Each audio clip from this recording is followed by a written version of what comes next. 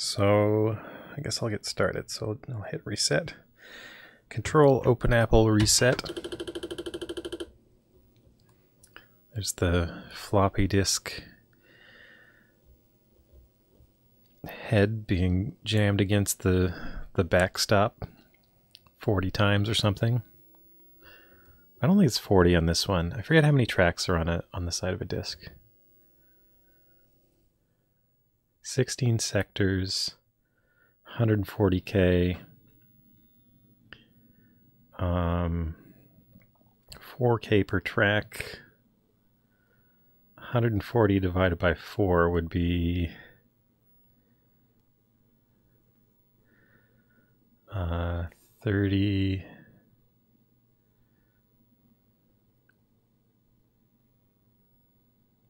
35 tracks. So anyhow, when you boot the system, the disk drive doesn't know where the head of the drive is. It could be on any of the tracks, so it just tells it to move. It can tell it to move outward or inward. So it just moves it outward 40 times or so. And that click, click, click sound you hear is it's banging against the stop on the fully out. And that kind of aligns it. So it'll know, oh, it's got to be on the outermost one now. And then it moves into the track it wants, and then so on. I don't need my headphones anymore because none of this sound is coming from my computer. It's all just, I've got a microphone on my Apple II here and on me. I could grab the camera and show you here. Like there's just here's the Apple II. There's the logo, and here's my microphone sort of pointed at the speaker area. And then there's this keyboard I'm using because my computer's a little bit far away. So I'm using a little wireless keyboard. Okay, that's not pointed the right way. Hi there, Israel Shir.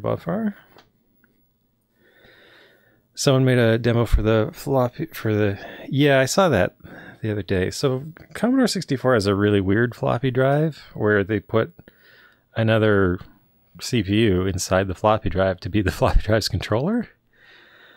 I don't know why they did that, but they did. It's kind of weird. So I guess that made a demo like that possible. All right, so what am I doing here? Ultima, from darkest dungeons to deepest space.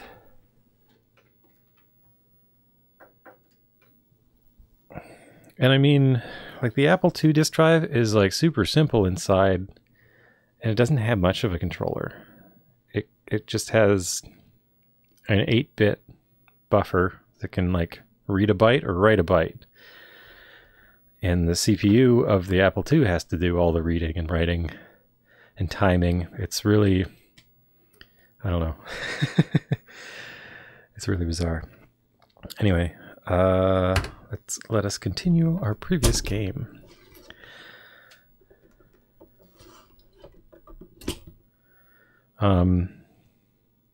Well, they worked. They were subject to kind of like a precision problem. Oh, right. I have to press escape after inserting a disk. It's always escape. And I think I've got the command reference kind of memorized by now, but I gotta remember to bring that up in case I need it. So last time I had a real hard time getting started because I couldn't figure out how to get healed. Eventually I found out that if you kill monsters in a dungeon, when you come out of the dungeon you get some healing. And also, if you die in a dungeon, you get a lot more food than if you die in the field. If you die in the field, you get transported a distance away. It's really weird. Even though there are monsters in the field, but you don't get healed from fights in the field. There's no inn in town where you can heal up. It's very bizarre. Though I am a cleric. I thought I could like pray to heal maybe, but it never seems to do anything except maybe chase monsters away. So this is where I saved last night. I'm right next to a dungeon, but I think I can make it back to town. Okay, what's this? A bear. I can handle a bear. So when I see what enemy it is, I have to think really hard about whether I want to run away or what.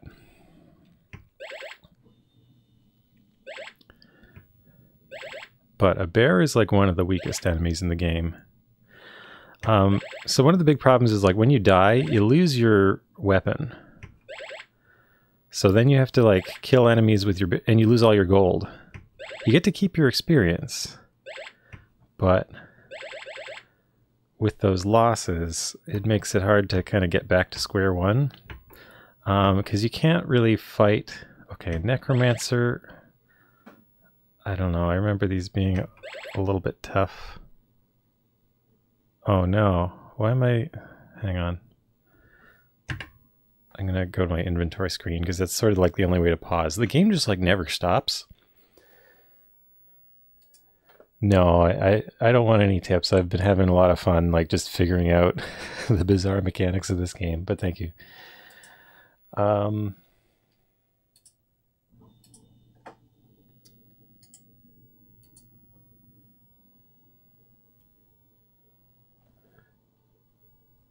I think I need to... Yeah, that'll work. I just need to empty the recycle bin. My computer's complaining it's running out of space, apparently. Let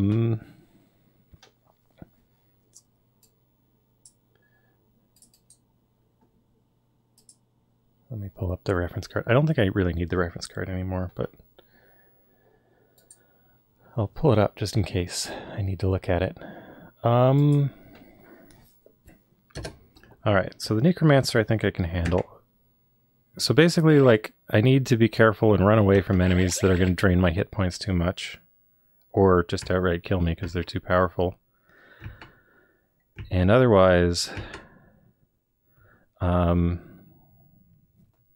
know, get back to town and eventually get a sword. Once I have a sword, I can fight enemies in the dungeon and kill them faster than they're hurting me and get healing at a rate that kind of improves. So...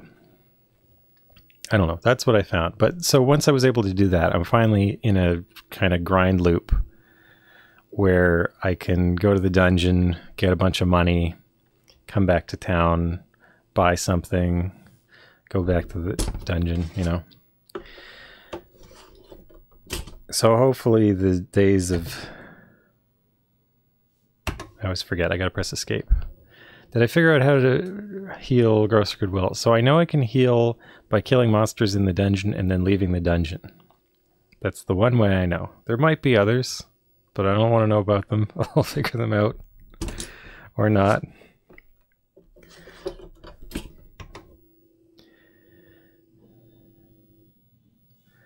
Let's see. Okay, so I think I can buy a cart. I've been curious what the cart does.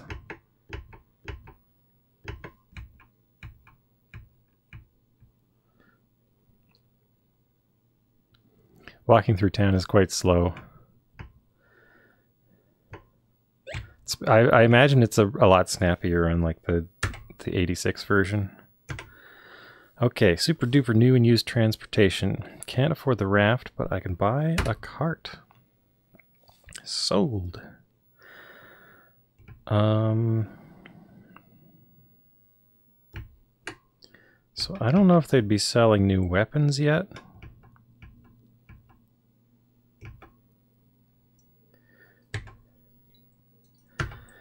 Yeah, like, well, there's definitely like a few things I could have read which would have like fast-tracked me for like a couple hours, but I was enjoying just being baffled by it. So, okay, vacuum armor is 108.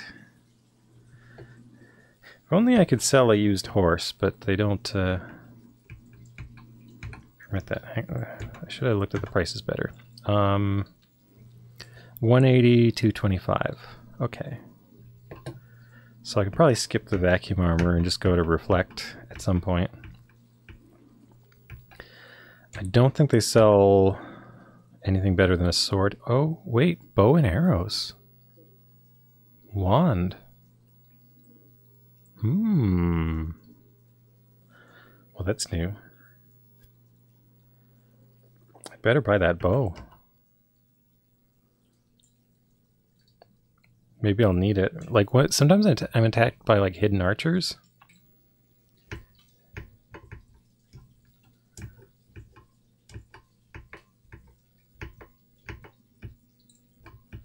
How's my food? My food's at 173. That's pretty good.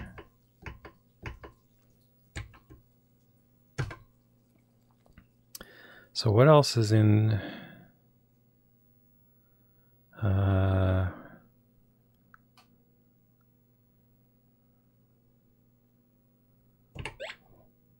Those are for wizards only. Oh, come on. He sold me other stuff. He'll sell me magic missile, but not destroy, I guess. Now I'm curious if like any of the later spells are wizards only. Okay.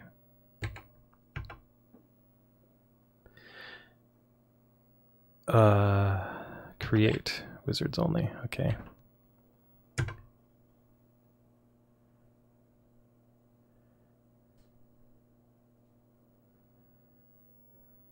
You're doubtful about the original 8086 port?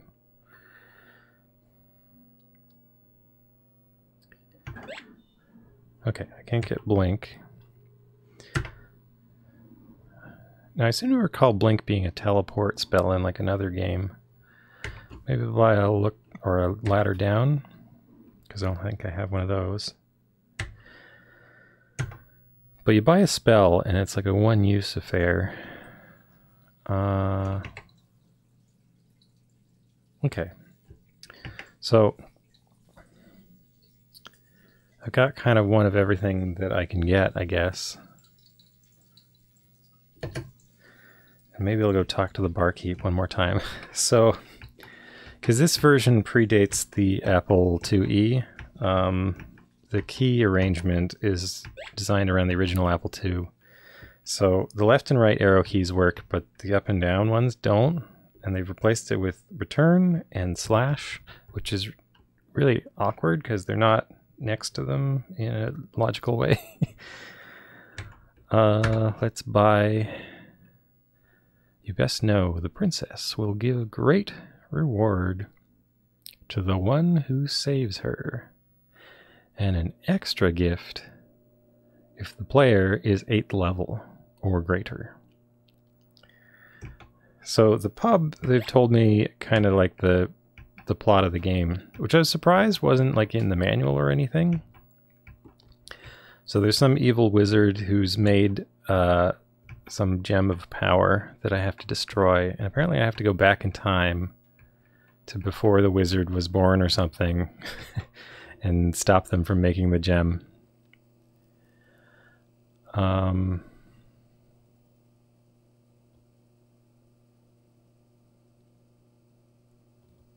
Well, apparently the wizard is kind of unbeatable now, so there was a problem. I guess I need to exit the horse with X. Well, it says dismount, but I pressed X for X it. And now B to mount the cart. I forget what B stood for. So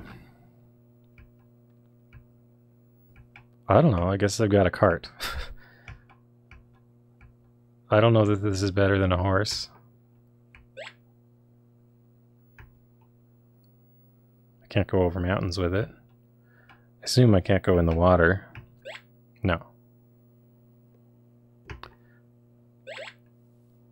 2 evil rangers. Maybe I can pray them away.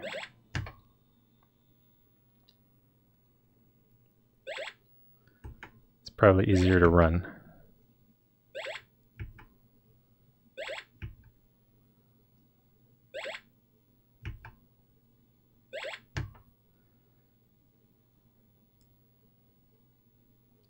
Okay, so that went really badly. Oh, not get, enter. Bonus points or barrier. Board. B is for board. You board the horse. Or you board the cart, or the ship, or the raft, or the frigate, or whatever you get. So I just lost like half my hit points fighting these evil rangers. But I can get them back by like wandering around this dungeon. So the first level of the dungeon I can do pretty well in. Oh, you beat Diablo 2. Congratulations. A lot of the enemies are like a one-hit kill now. So this is another thing that's probably a lot better in later versions. For every turn in the dungeon, it redraws the screen. So it's very, very slow. Oh, Diablo 1, yes. Just used to typing the 2.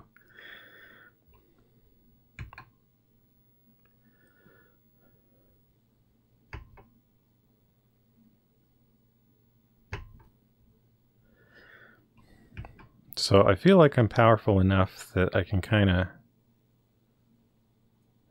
where's the thief? What? There's a trap? I'm standing on a ladder. How is there a trap?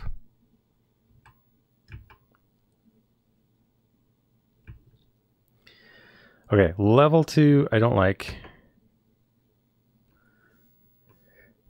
Because the monsters are too powerful down here.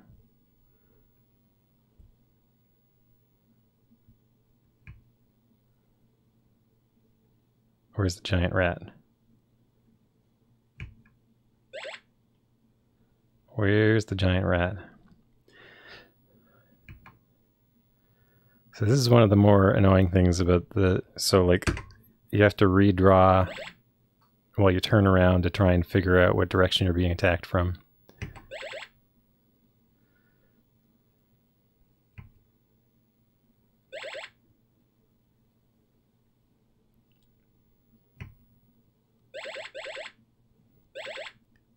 Okay. That takes care of the rat. I think there's a skeleton coming.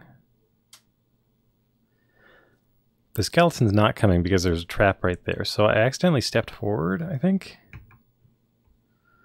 Okay, that's fine though. I can just go around.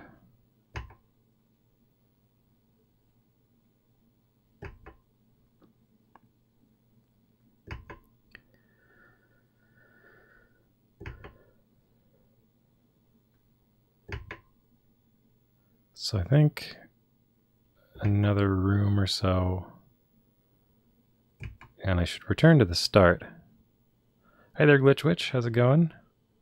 Oh, okay. This is not where I expected it to be. There's a thief and a ranger attacking me.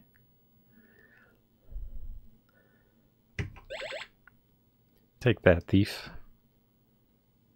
The thief stole my bow and arrows.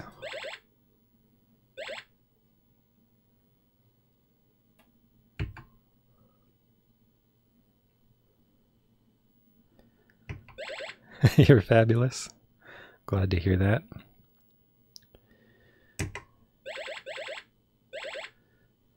Okay, can I... There's a bat here too? And a skeleton. They're just having a party.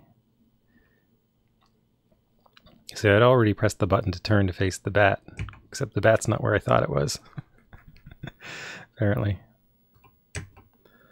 I'll fight the skeleton first.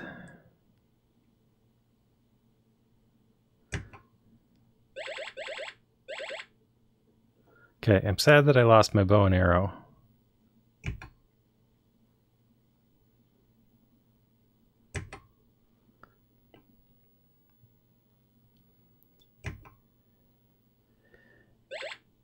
Very good thief. They stole my bow and arrow and they ate it.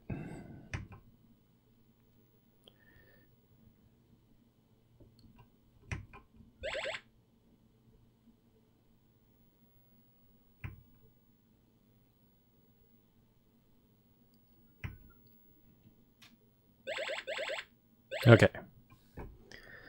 14 gold. Okay, So, oh, they just won't stop. So I'm trying to get out of here. So as soon as I leave the dungeon, it'll heal me. So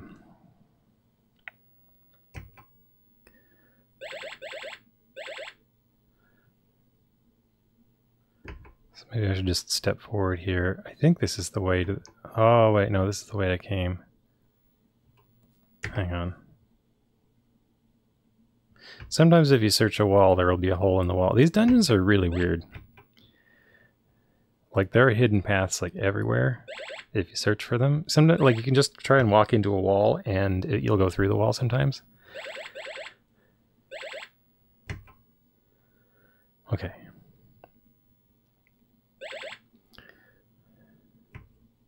So my problem is my hit points are dwindling, and if I can't get out of here fast enough, I will be...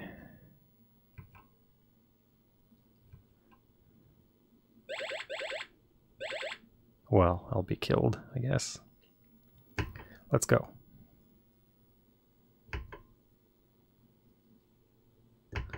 So I've lost my orientation about where I'm going here. I thought the exit would be back down that corridor that I just went to, but it wasn't. So I'll try through here.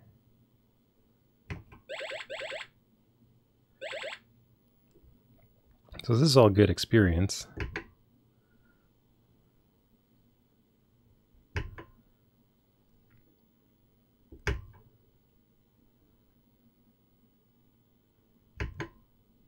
See, this looks just like the corridor at the start. Oh, no.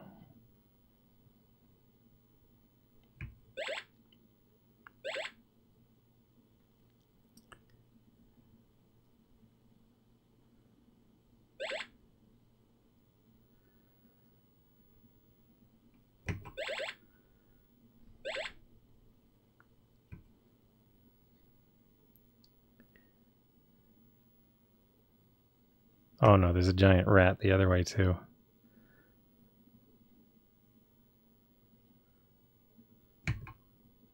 You know what, I'm gonna turn.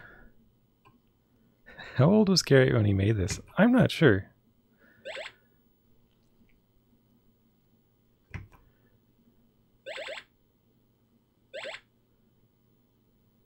Was he in high school? I don't know.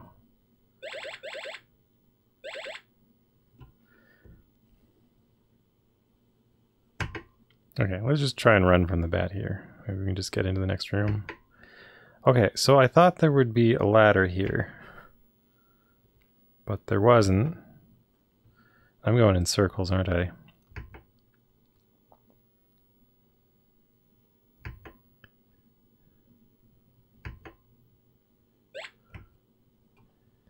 Another ranger. I don't know if I'm going to make it out.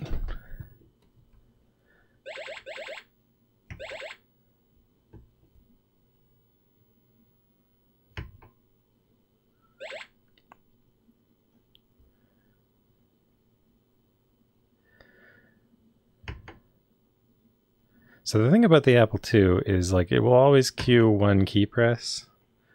And if you hold a key for a fairly short period of time, it will start to, like, auto-repeat. Okay, so pretty sure I don't want to go in there, and now I'm going to have to fight this bat, because it'll be blocking my way. Okay, that was a nice hit. So I'm pressing keys like well in advance of what's happening, because like the whole time I'm waiting for the redraw. I've got all this time. Oh, the trap.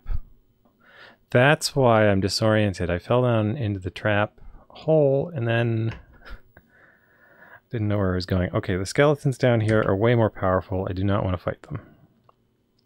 I don't even want to fight the things on level 1, but... Okay, so... I think the way back is this. Oh, there's a skeleton in my way. Yeah. So if I can just get this skeleton out of the way, I think I can step forward. So there's a hole in the ground where I could climb down there if I wanted. You can't climb back up if you go in a hole like that. You need to find a ladder to go up. Or cast the ladder up spell. There is a spell for it, which I have, but it doesn't really help me unless I know where I'm going.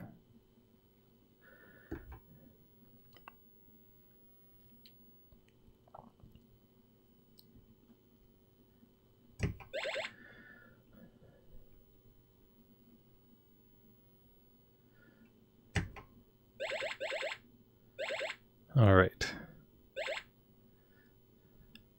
I'm going to ignore the thief and just run down the hall.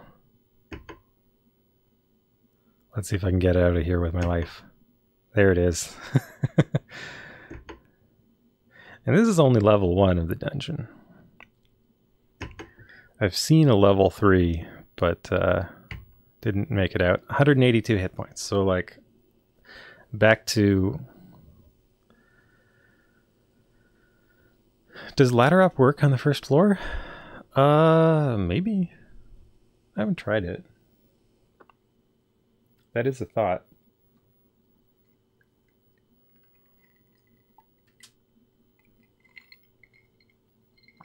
Like, it might be good to have a stockpile of ladder up.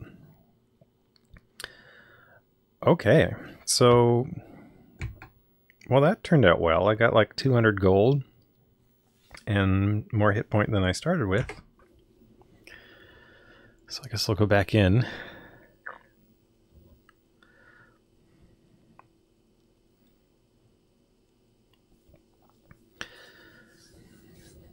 So like my first session, I spent a lot of time just figuring out how stuff works, how to actually play the game. Now I think I have a pretty good idea of what to do, but I feel like the thing I need to do right now is just kind of grind up and get some better stuff until I can handle myself in the overworld a bit better.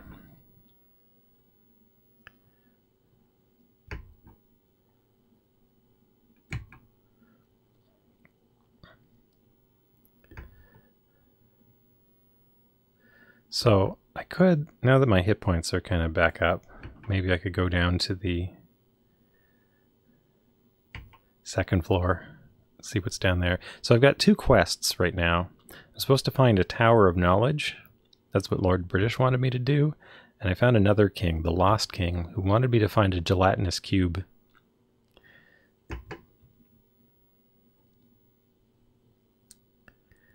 And defeat it.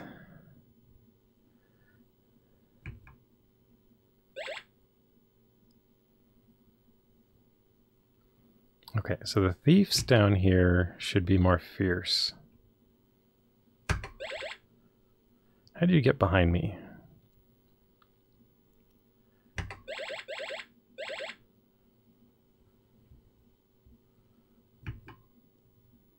It's funny, like, how the experience seems to be quite random.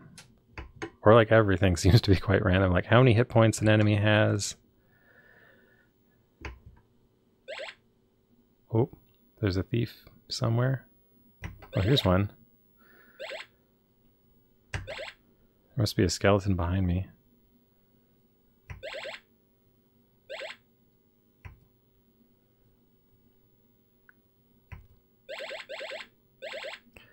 Oh yeah, I'm definitely getting better loot down here. But they're damaging me a bit faster. I think it's already time to start retreating. Yeah, like 16 damage. I think it was taking like 2 damage from enemies upstairs.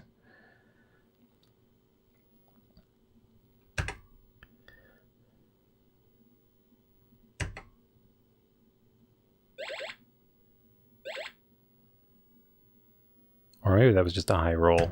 So that one just hit for 5.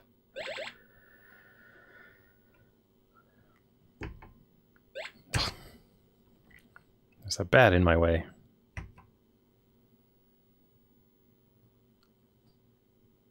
So I don't know how deep I'll have to go to find a gelatinous cube. There's a lot of mystery here.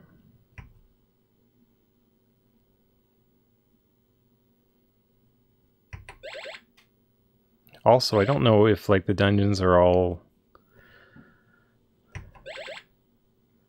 like if there are special dungeons or if they're all kind of the same. And don't tell me if you do know. I kind of just want to figure it out. Like,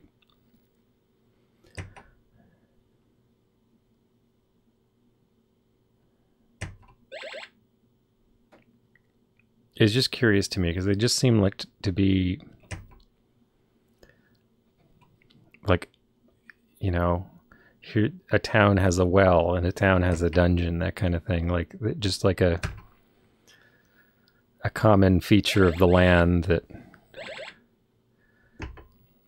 serves a purpose rather than something special. That's kind of how they feel in this game.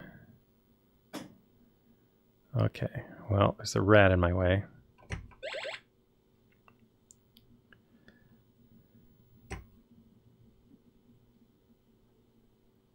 So what happened on the previous floor was I accidentally stepped into the I accidentally stepped forward without realizing that I pressed the key for too long or something like that. And I got disoriented when I crawled back out of the hole that I fell into.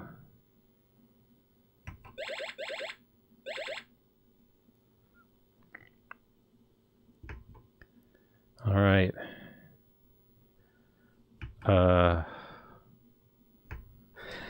Now I've lost my way. Oh, okay. Here's the way back up to the first floor.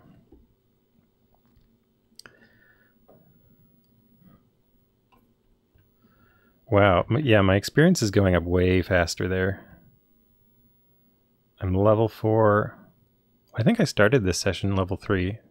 It doesn't tell you when you level up, but you can find it when you see your stats. Okay, so I don't go down that way because there's a trapdoor. We've determined this.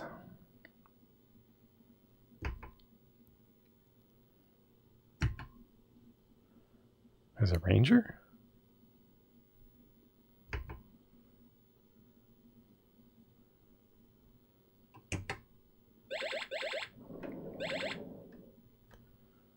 Yeah, like 6 experience versus like 30.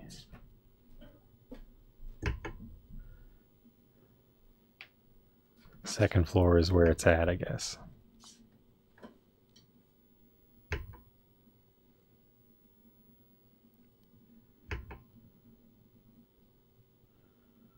All right. Seems like I can safely face this ranger. Or whatever else is coming down the hall. For a little extra gold before I leave.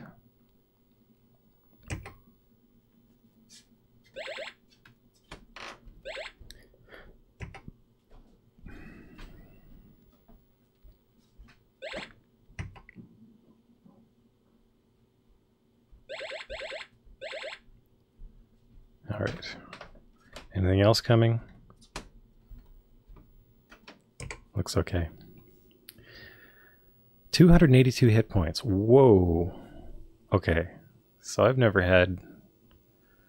barely had like 100 hit points this game, and now I've got 282. 341.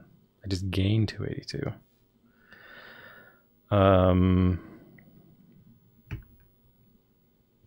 Okay, well, let's see if we can get to town. I don't think I've been attacked by monsters while riding this cart. Maybe that's a thing.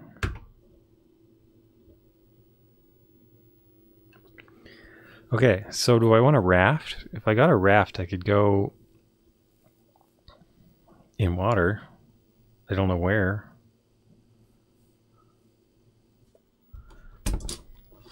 Or I could get better armor. Armor is nice because it stays with you.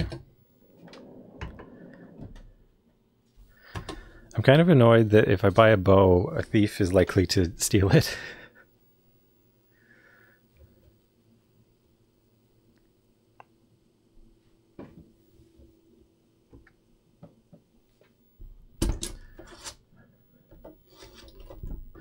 The other thing is, I can actually, if I want to pick a fight with someone in town, I can do that. I haven't tried it yet. The re-release gave you a map of the overworld? I don't know what the original version came with. At this point, I think I have a good sense of the overworld, but...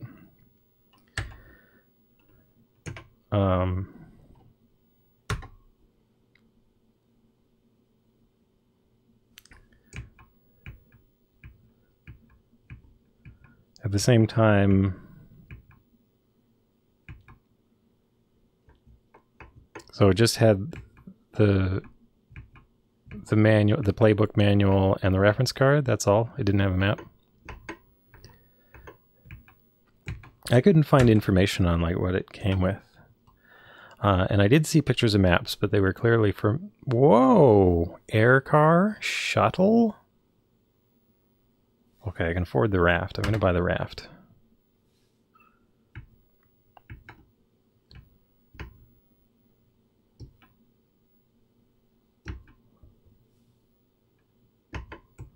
I gotta see. Okay, how much are these? Okay, I can get a frigate for 576, air car for 900, shuttle for 1296.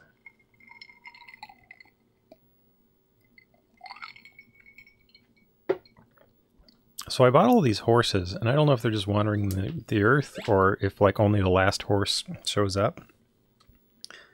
It's kind of weird. Like I would buy a horse and then I would die and then my horse would be gone. Okay, so I can't really do anything here.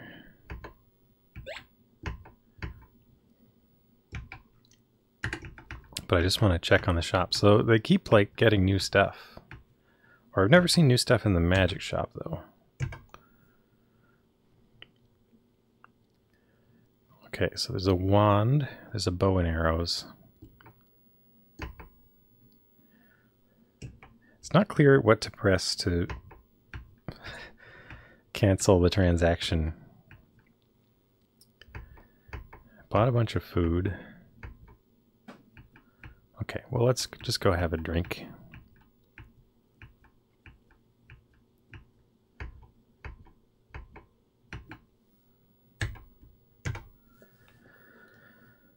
You should go back in time. It's funny. So like the first time I had a drink at the pub, he just said, he didn't say anything. He said, here, have a strong one. The second time he said, you should go back in time. I thought that was really weird. And then I didn't go back to the pub for a long time. And then I went to the pub and he said like a ton of stuff. He said like the whole plot of the game.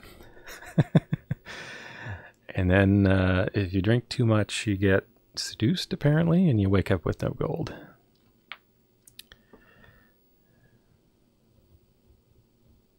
Just kind of funny. Also,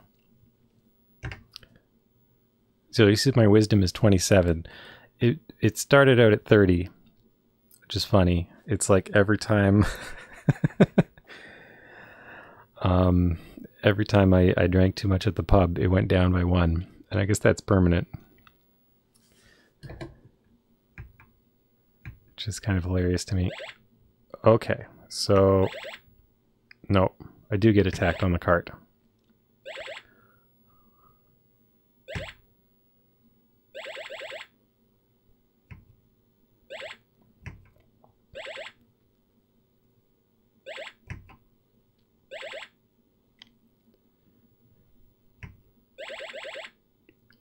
Okay, we got another one.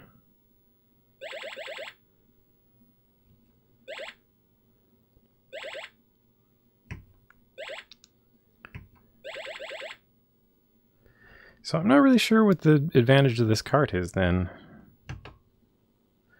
Oh, come on.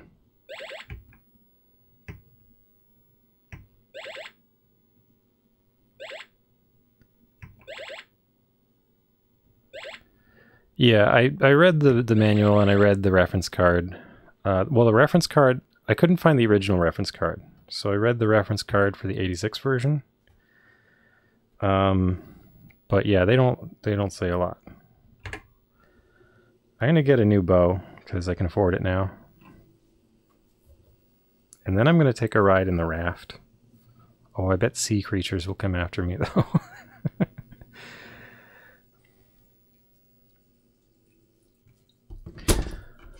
But yeah, I was planning to save after leaving town, and then I got attacked by some thieves.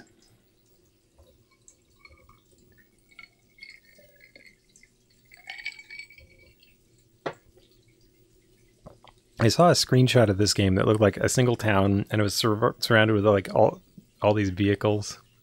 It's kind of goofy.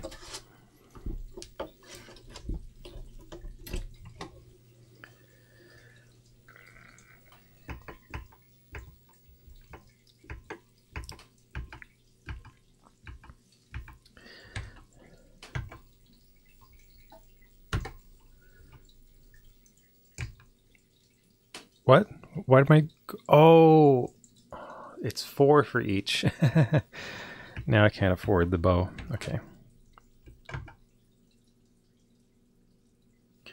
Actually, maybe I can. The manual has an ad for the pinball construction set.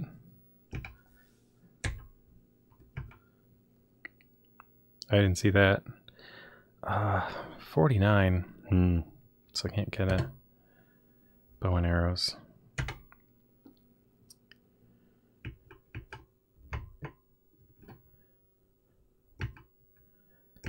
Hi there, Barley. Noodle Beef Noodle, thanks for the raid. How's it going? Oh, yeah, follow remotes only work in the chat of the person that they're for. They don't work in other places, apparently. Which is kind of disappointing, but I guess that's how they decided to do it. Okay, how many can I afford? 32. So there we go. Spent all my money on food. Either Simon, a cardiaque. How is everybody? How did Simon the Sorcerer go? Or Simon the Sorcerer 2? Was it the sequel? They're sort of like BTTV, I guess so. Okay, so I want to save before I take a raft ride here.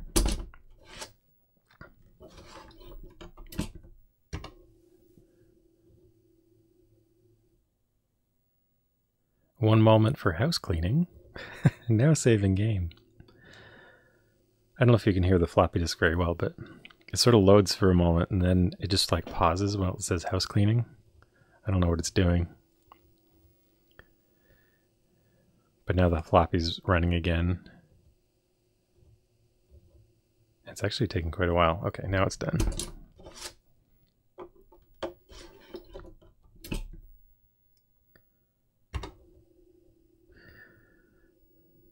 All right. So let's get on the raft. See where we can go.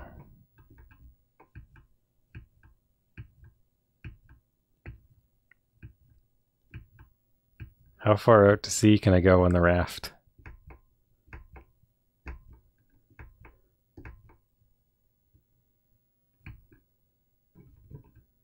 I don't think I want to fight the dragon turtle. I don't know if I can fight a dragon turtle, actually. I should try to attack it now that I'm on a raft. So there's a bug in this version of the game where if you die in the field, it will teleport you somewhere randomly nearby, but sometimes it teleports you into the middle. Oh, okay, that was like a heavy hit.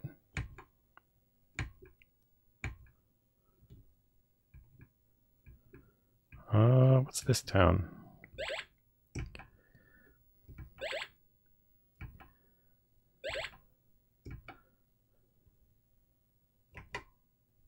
Yeah, I can't attack it. I think I would need a bow. Maybe I can... See, I chose the cleric class. I think this was a bad idea because like the prayers don't seem to help very much. What town is this? Rafts like water. Okay. Can I exit though? Okay. City of Grey. Okay, I've been here. So I'm not going to go in there because I've been there before. It's just like every other town. Oh, I've got to board the raft.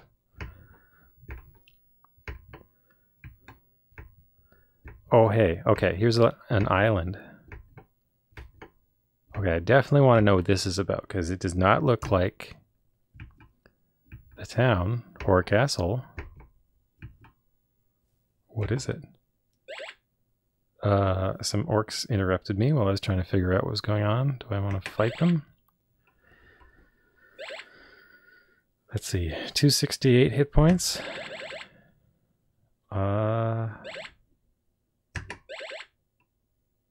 Okay, they don't seem to be too powerful, so I'll fight them.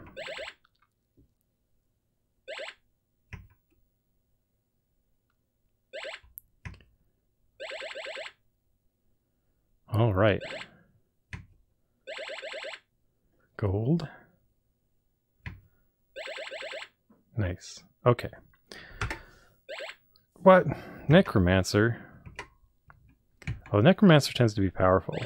Let me try and run.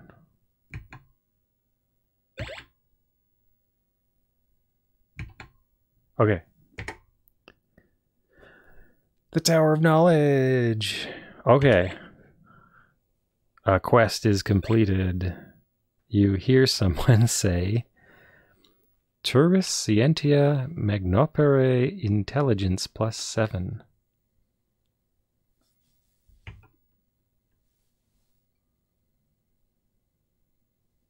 Okay, so now I can go find Lord Britain and say the quest is completed.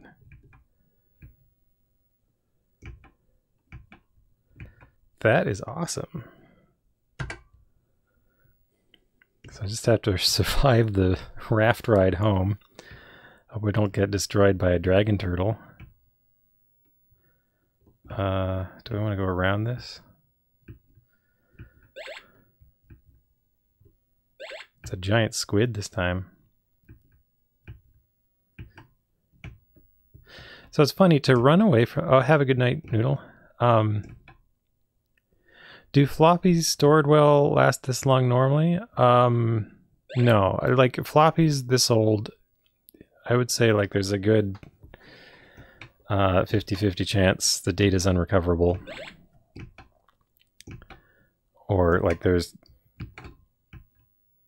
actually more than 50-50, I think, for Apple II era. Like all my Atari ST discs, I'd say like about half of them, like roughly, were recoverable when I started dumping them recently.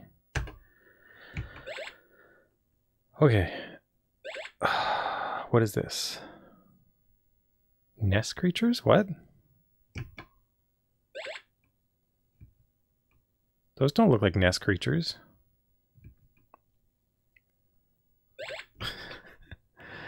Let me out of here. Okay.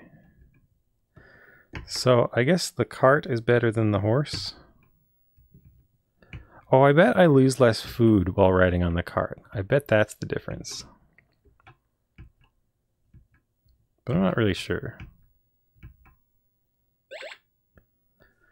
Dark Knight I can fight. So here I have to go back to the dungeon because in the dungeon I gain health.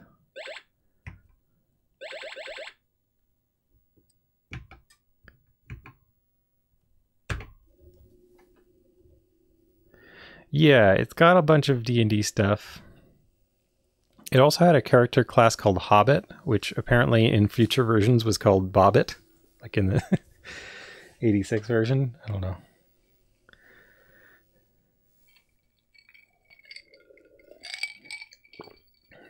But yeah, there was a mention of a gelatinous cube, which I'm looking forward to fighting.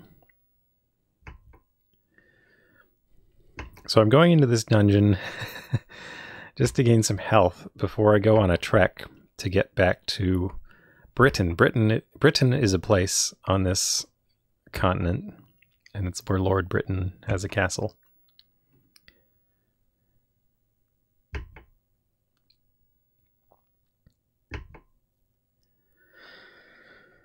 So it looks like no challengers on... Oh, here's a giant rat. You know what? I'm just going to go down.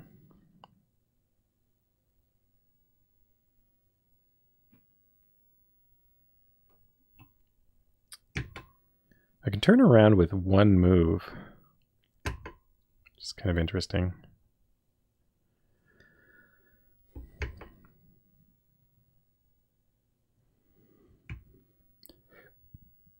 And I don't really know this floor very well. I'm scared to go too far. Okay, the skeleton is coming for me. So if the enemies... Wow, okay, they're doing a lot of damage.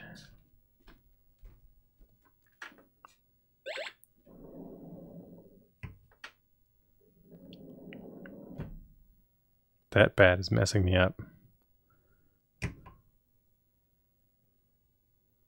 I keep missing.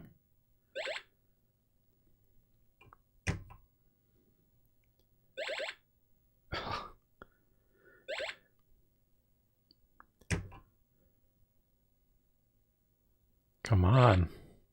Oof. That's a hit.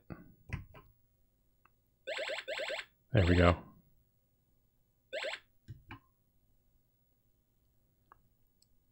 So I hope the bat's to the right. Otherwise, I'm turning the wrong way here. Oh, the bat's behind me. There we go. Alright, my hit point's getting low.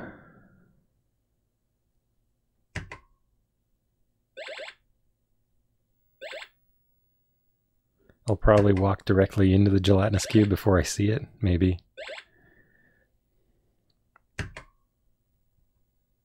I imagine it's going to be a tough enemy because of... Well... kind of notorious for absorbing. If I recall from AD&D, there was like they're like acidic. They like absorb the adventurer and dissolve their armor and stuff. Whoa! Please wait. Oh, nothing to attack. Okay. I think I go to the right. Yeah. The other thing is the dungeons sometimes change layout a little bit. Or maybe completely. I'm not quite sure. But sometimes I've come to this dungeon and it's had a different layout than other times. And that might be part of the Dungeon of Doubt idea. I found there was a page comparing the versions that I kind of read before I started, just to try and decide which one I wanted to play, but I thought the original one would be interesting, and I feel like I made the right choice. I'm enjoying the way it's going. Okay, 90 hit points. That's not great, but it's something.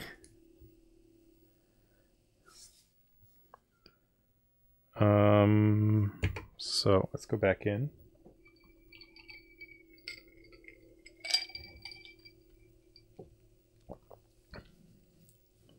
I think I had like 160 going in.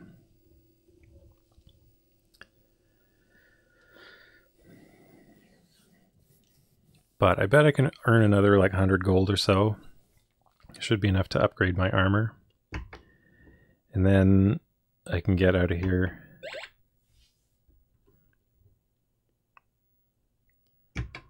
So, do I want to fight this ranger? Oh, the ranger's in the doorway. Or, no, they're behind me now?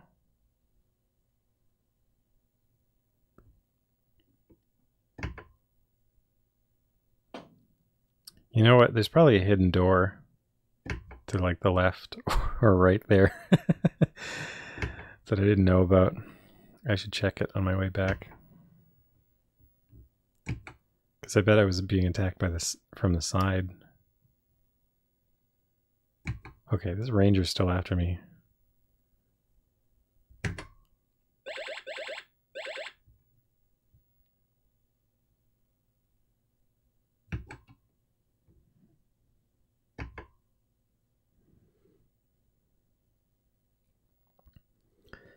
kind of good that there's a skeleton here. Just because, like, I'm really trying to grind for health. And actually, I think I can do that better on the first floor, but I also, I don't know, I get better loot on the second floor. I wish it wasn't the same enemies, just tougher. I wish it was like new enemies, but I don't know. Maybe that's a lot to ask.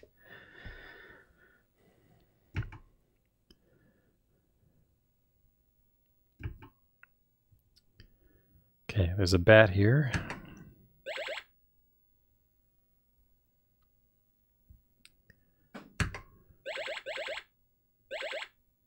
Nice. Okay.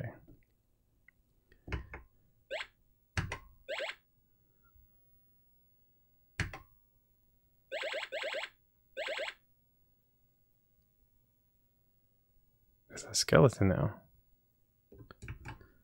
See, the skeleton could be in, I believe.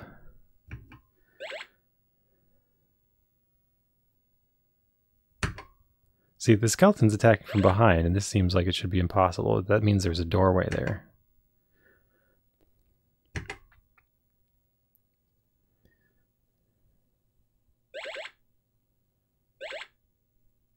Oof.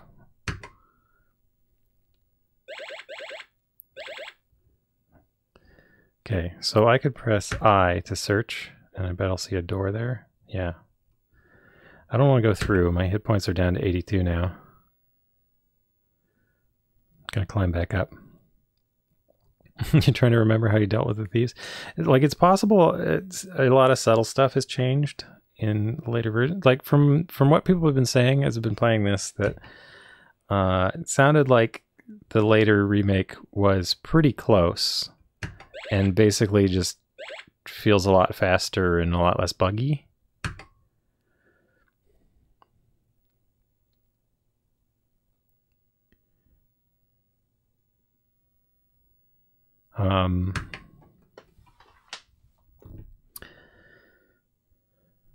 And there was a note about it doing like weird stuff in space, but if you had an Apple IIc or a 2GS, but I have a 2E, so it should be okay with that.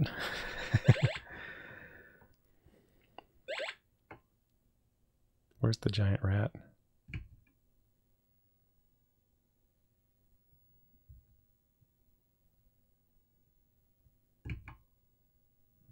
So standing in a doorway is like the worst idea in this dungeon, because like they can come at you from doorways without warning.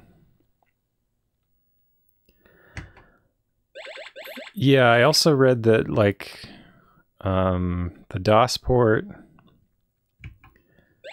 had its own bugs, but also they didn't keep different CPU speeds in mind, so like you have to run it with like, you know, Mo Slow or one of those slowdown programs or something. I don't know. I haven't actually tried it, so I'm not sure.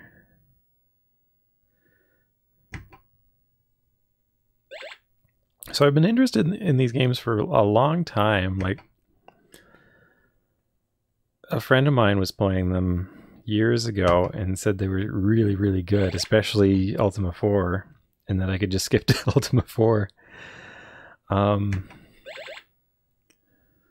But for a number of reasons, I've kind of gotten really curious about like early Apple II games. And also really curious about Ultima 3 specifically. So I thought it just might be interesting to go through them one at a time and like see how they came together.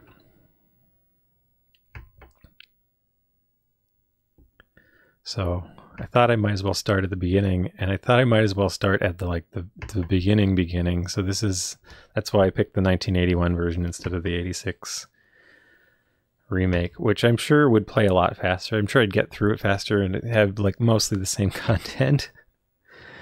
But I'm enjoying the roughness of it.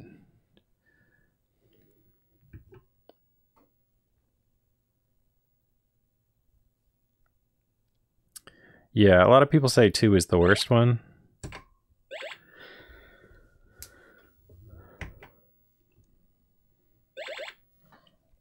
So I think this is the only one I'm going to play on actual Apple II hardware. I'll probably like emulate from here on, but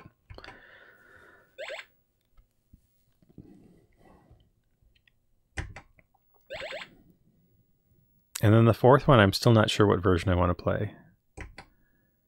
I feel like the DOS version might be the one I want, but I don't know. It feels like that's when it starts to kind of hang together really well. Okay.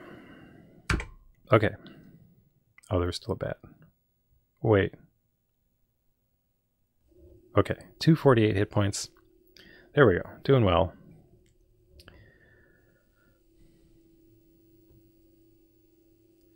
Ultima 3 and Ultima 4 on Apple hardware special. It's looking like I want to play Ultima 3 on Apple II still, so but I won't do it on hardware. I don't have a Mockingbird.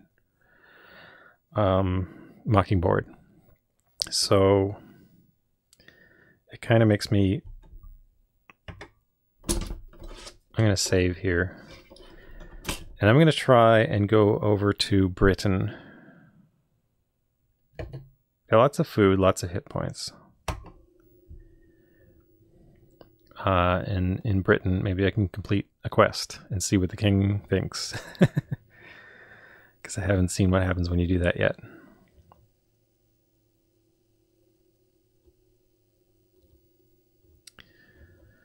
Yeah, like I was looking at Ultima 3. It looks like the DOS port, it was designed for like CGA composite, and it's got some other problems. And it might be fun to emulate that in CGA composite mode, since DOSBox does have emulation of that now. But the Apple II version looks better for Ultima 3. So I'll probably play that, but in an emulator. That's how that's looking. But there's also an Atari ST version, which looks pretty nice, except the colors are a little weird. Like they redrew the graphics a bit. So I'm iffy about that.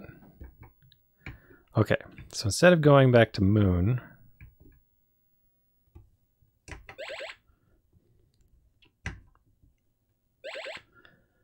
I'm gonna try and...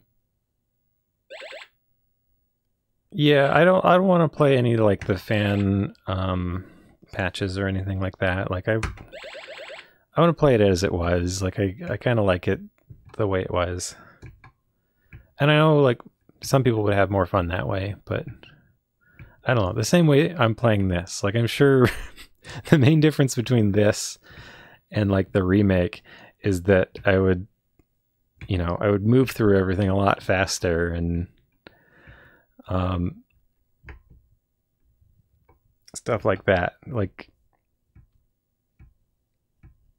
and it probably doesn't have the bug where if you die in the field, you can respawn in the water, and then you have to wait till you die in the water and respawn somewhere else. An evil Trent. Those tend to be hard to fight. So I'm going to try and run.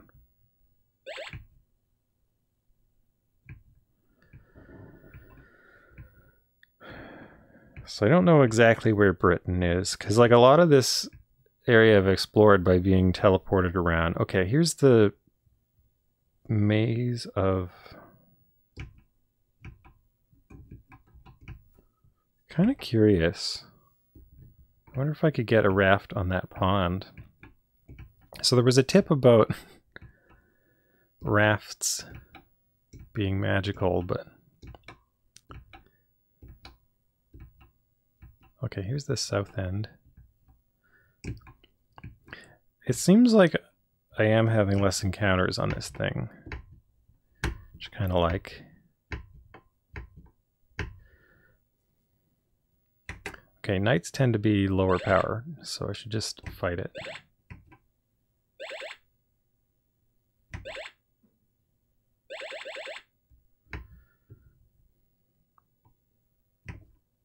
Another knight.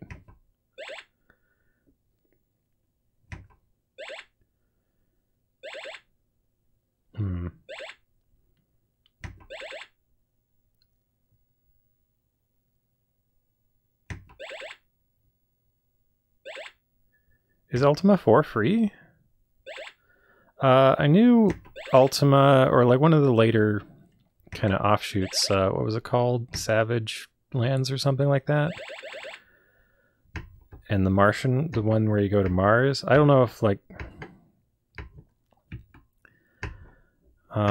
I know those were free for a long time on GOG, but I don't know about Ultima 4. But I have 1, 2, 3, 4, 5, 6, 7, I think, on GOG.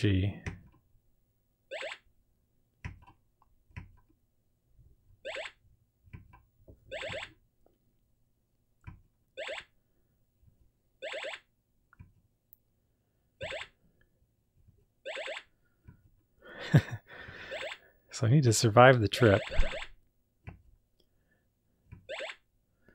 I don't know if it'd be a good idea to...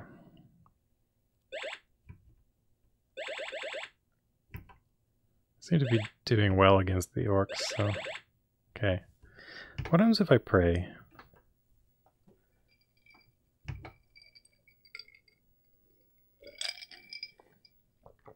I keep wondering if it'll do something, but the only thing it seems to do is chase monsters away sometimes, if I pray in battle.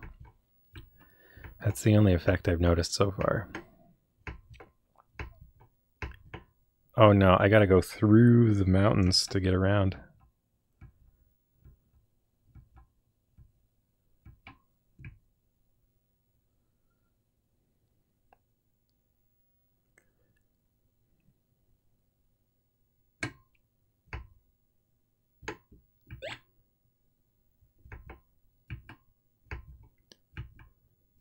Wait, does this just go to a dungeon?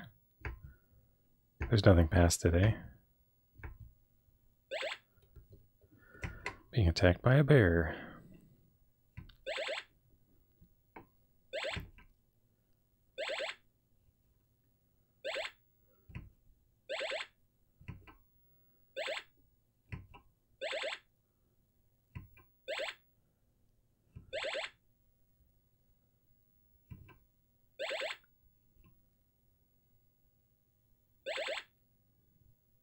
This bear's taking a lot of hits. Okay. Ooh, look at that. A dungeon in the water. Okay, I'm gonna have to check that out with my raft. 9 hidden archers. Whoa, these guys could like devastate me if I let them.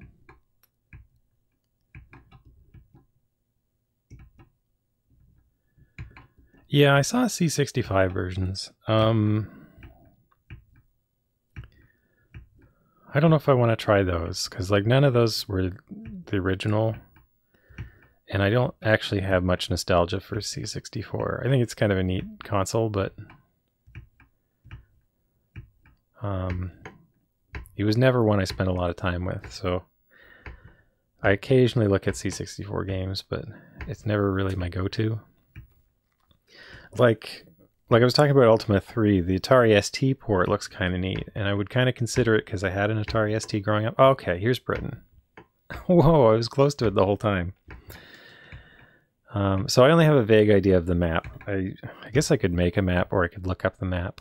Well, let's go in. The Castle of Lord British.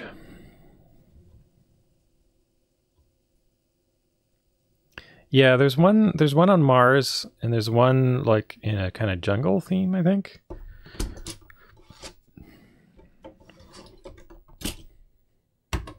And those were both free on GOG. I don't know about Ultima 4, it might be. But the DOS version of Ultima 4 especially, like that's just the first version of it I ever saw. And it kind of makes me want to play that version, but I don't know. I'll decide when I get there. Savage Empire, yeah. That's the name. Okay, so there's like a lake here. Or a pond. I've always wondered if I could do something in there. Oops, pressing the wrong keys. Once again, the D-pad, well, there's no D-pad. The directional controls are a little weird. I press enter to go up and slash to go down. Martian Dreams.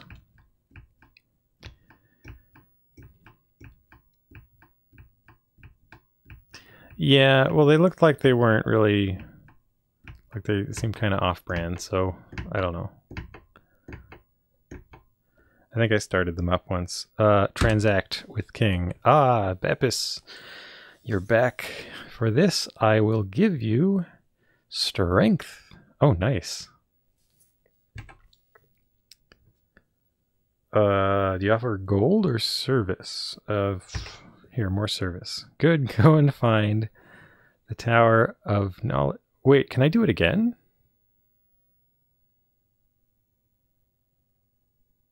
Can I just like go back and forth and gain as much strength as I want?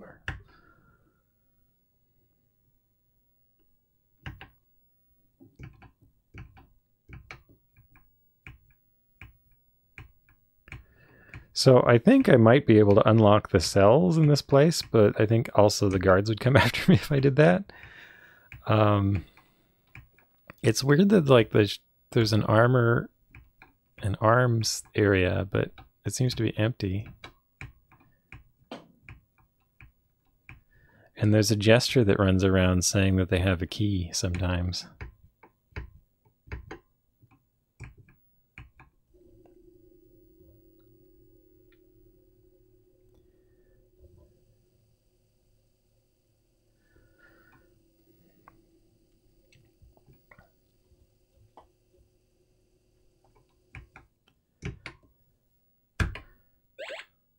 Three thieves.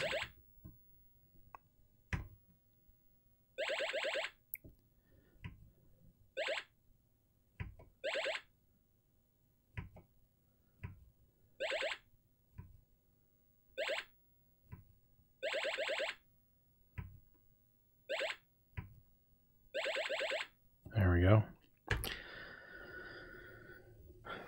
So I want to get to a dungeon pretty soon before my hit points start to dwindle.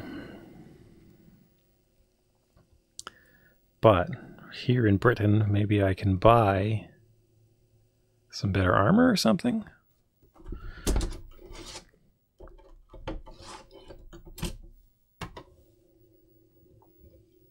So it's nice that so your stats don't go up when you level up, but I guess they go up when you complete a quest, which is interesting.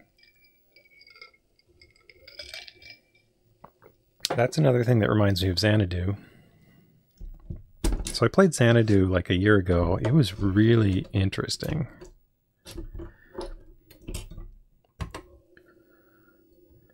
And I knew it was heavily inspired by Ultima 3, but I didn't know quite what that meant because I've never played these before. Okay, so I was aiming for the better armor. Oops.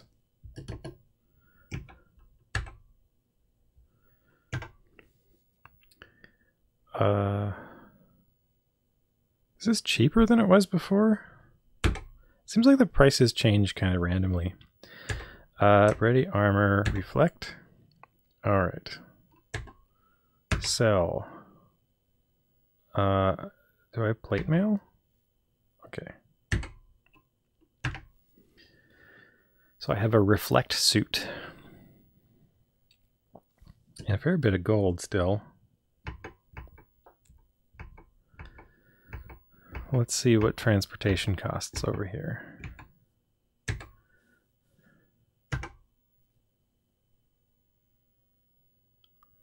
So a raft would be 311. Shuttle 1245. Air car 865. So that is cheaper than before. Hang on, what's my level? I'm still level 4.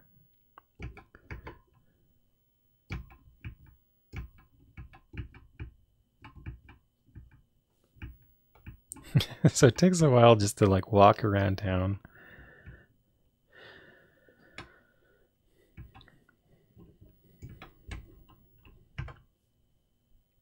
See what's up. Okay. So, oh, I could buy a staff. Wait, what is that? Mace, rope and spikes. Gur S. Is that a great sword? Nice.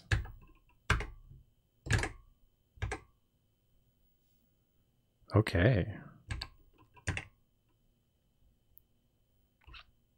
I've got a sword. 7. Okay, whatever. Oh,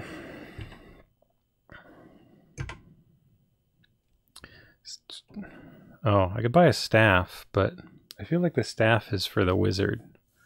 Because I don't want to be holding a staff when I could be whacking enemies. And I feel like a thief would just like steal it from me.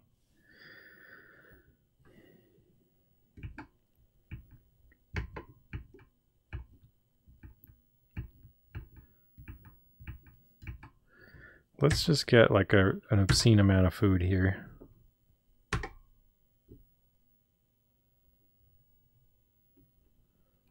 So we don't have to worry about it for a while.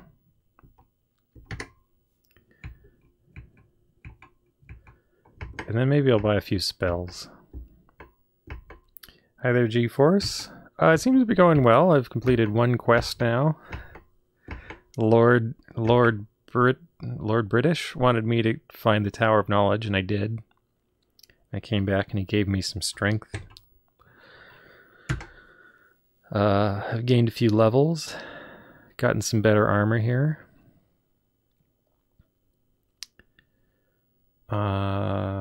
So I feel like I could use a lot of ladder ups.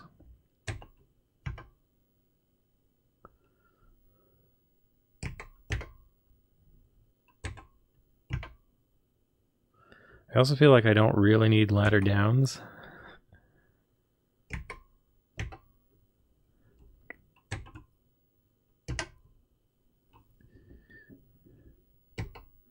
So I don't know why I'd want an open spell, because like I can just press O to open.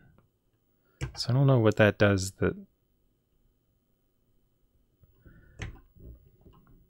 doesn't happen otherwise. However, magic missile seems like it should be quite useful.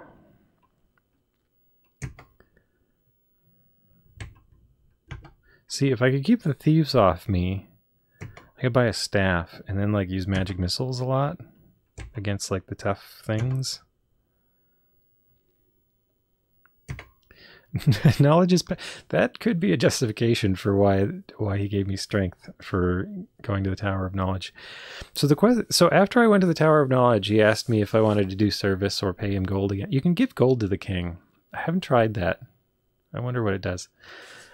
But he asked me if I wanted service again, and then or do service again, and he said to go seek the Tower of Knowledge again, or he didn't say seek, but he said something. Yeah.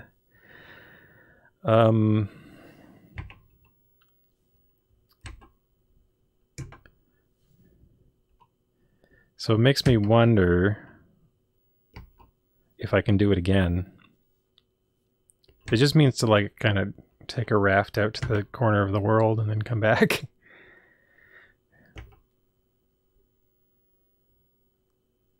Oh, I can't press these buttons too fast because like it doesn't accept the input until after, I guess. And half of these I can't buy because I'm not a wizard. I'm a cleric, which might have been a mistake because the cleric doesn't seem to have much in the way of power. Where am I? I'm trying to move. Okay.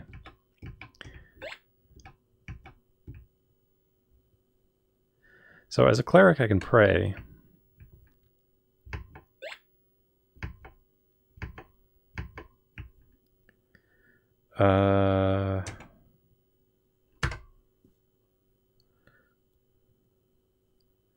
Let's just have a few pints here.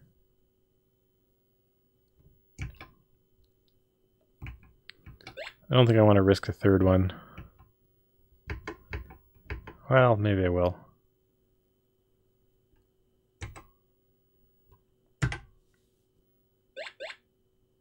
Oh no.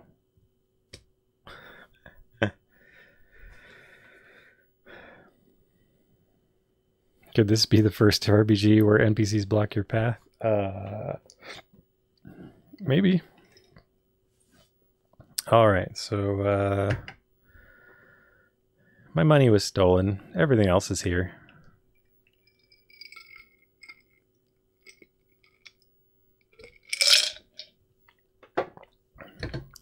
So I think at this point,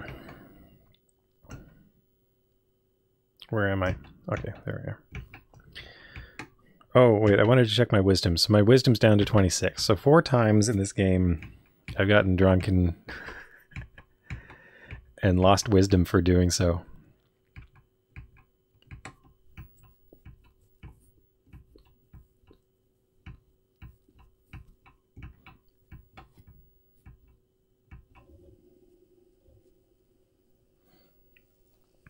Yeah, Wizardry's another series that I haven't played. I've seen a bit of, but it's pretty curious. So I want to find a dungeon.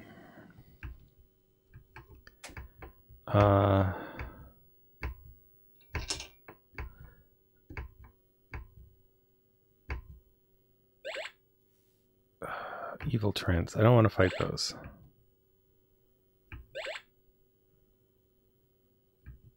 Actually, I have better weapons now. Maybe I could handle fighting them. Okay, there's a dungeon. And I think this city is the city of Paws? 7 orcs. Let's see if I can handle them. Great sword.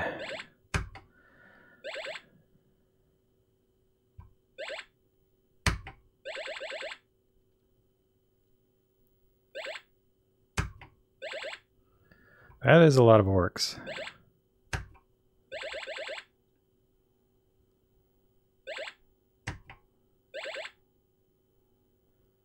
But it seems like half my hits are like a finishing blow, so... Oof.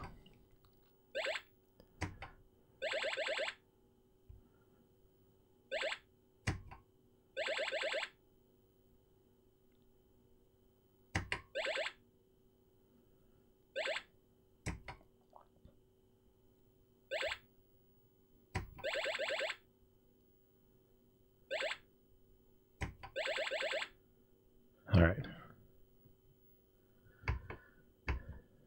Gotta get to a dungeon so I can heal up.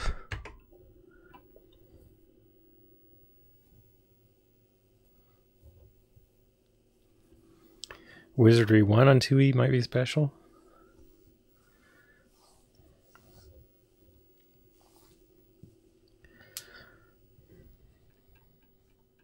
I don't know. After playing... So I played Dungeon Master, I think, 2 years ago, and, like, every dungeon crawler I've played since, like, first-person dungeon crawl, has been, like, disappointing in comparison.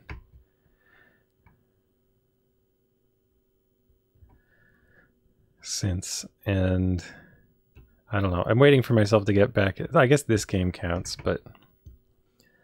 I feel like this isn't the primary gameplay. Oh, I'm going down to level 2. Like, Dungeon Master, it was so... Every floor was interesting, you know? It was really well made.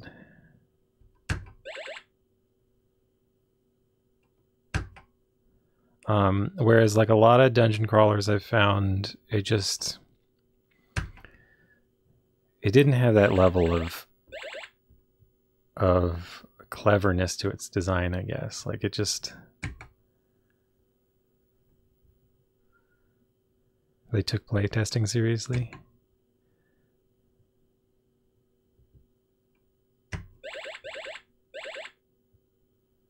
Okay.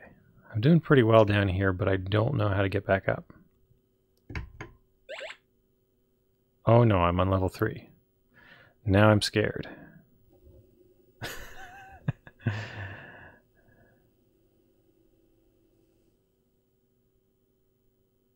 Please show me a ladder.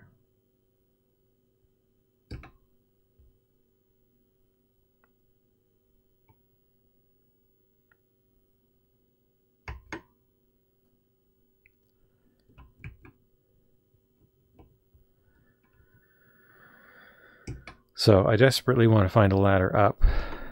Whoa, what is that?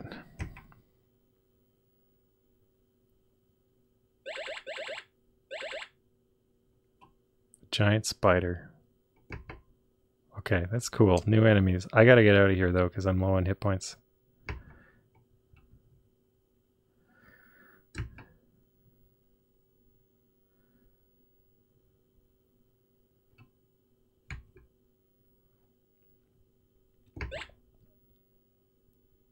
Gelatinous cube. It destroyed my armor.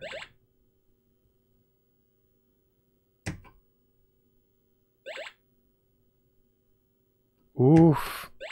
That's a heavy hit.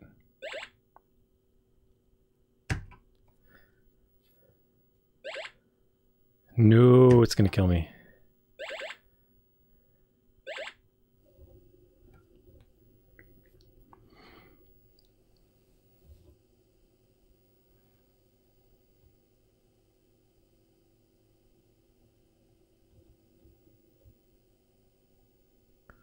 Okay, so here's a question. I lost my sword, but I'm otherwise doing fine except for my hit points were low going in there. Oh, I don't have money. See, that's the problem. Like, you start off...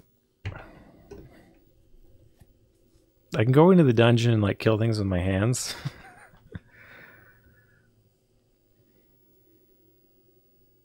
So I'm trying to decide whether I want to reload from my last save or not.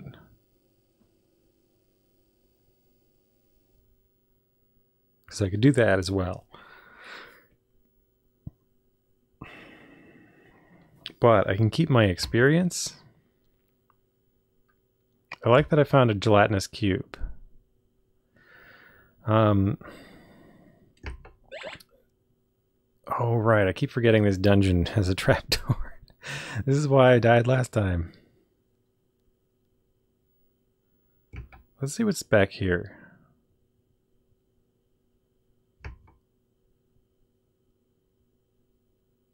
So it looks like a dead end, but...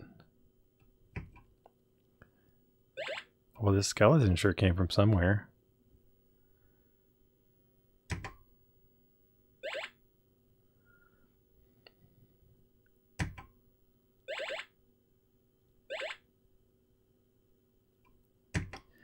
Okay, so this is kind of not a good dungeon. I wonder if I could get down to level 3 in the moon dungeon. Because I seem to have a lot better time. What was that dungeon called? Dungeon of Doubt. That dungeon seemed to be a lot more friendly. Yeah, this skeleton's going to kill me. Oh, maybe not.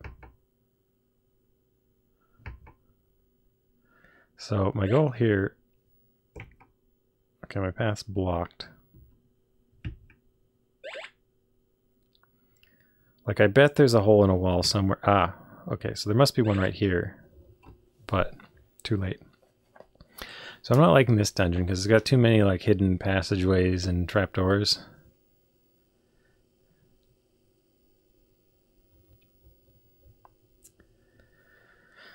Now, the thing is... If I make a run for it, I try to go to a different dungeon. I might not make it, you know? Oops. Especially because I can't figure out the controls.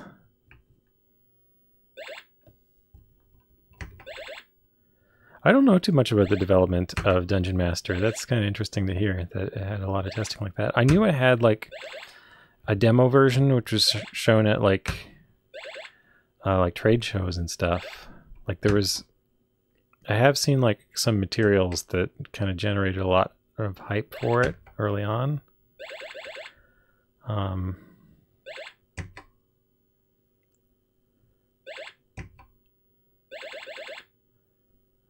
I can handle a thief.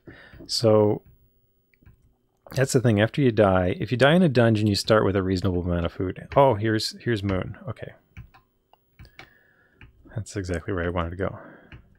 Because my raft's here as well. But I don't want to... Do I want to go in town yet? I think I'm... I think I'm one short for buying the sword. Maybe someone will attack me. Someone weak. But I had a great sword. How much did that cost? Oh wait, I would have lost my armor to the gelatinous cube. I gotta check my inventory. I might want to reload.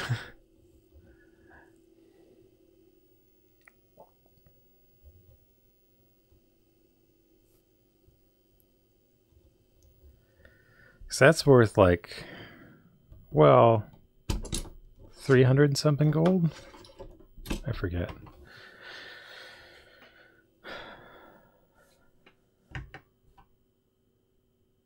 Yeah, so I'm walking around unprotected.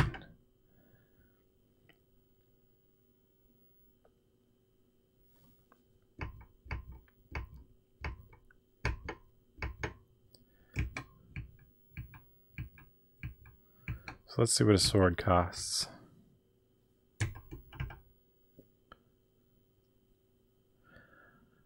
$26 and one short. I'm gonna reload.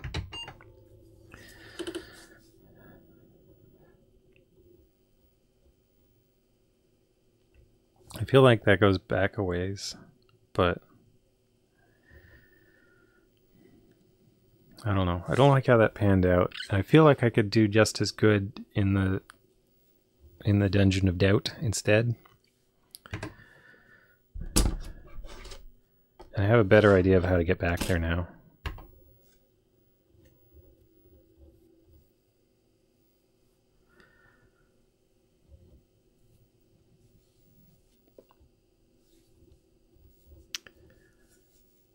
Oh, Dungeon Master you feel is kind of intuitive?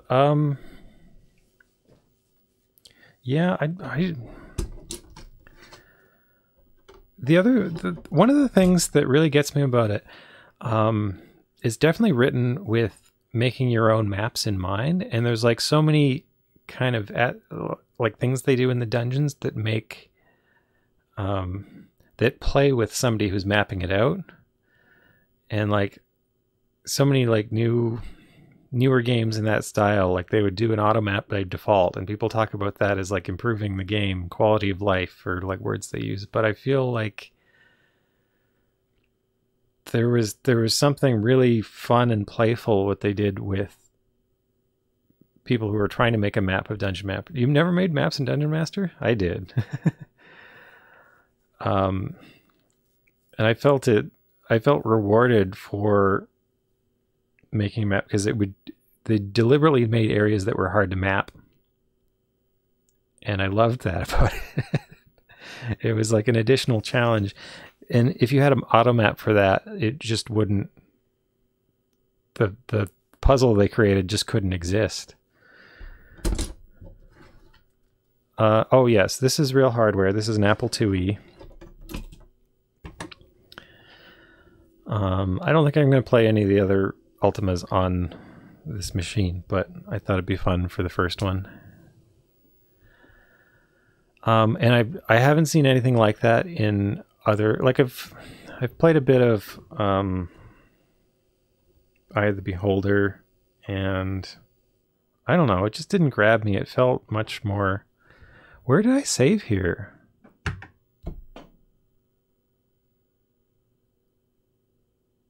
I still have plate. I did not save after getting to Britain? Oh, this is way back. Oh well, I think I can get there faster this time though. Okay, so we're gonna go talk to Lord Britain again, I guess. After we deal with these hoods.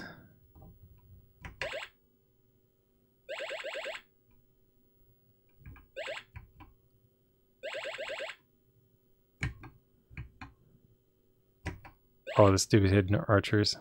I can't fight them. You can run away though.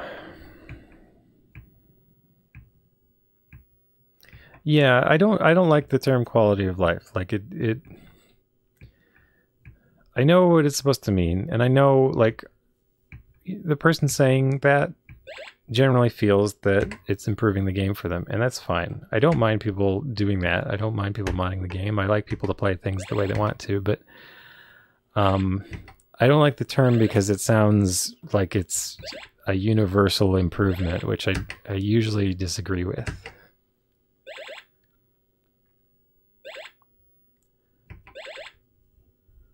Commercial software? I don't know what you mean by commercial, but I would say like productivity. Software which is like between you and completing a task is like a very different situation than a game, where the amount of effort it takes to do any particular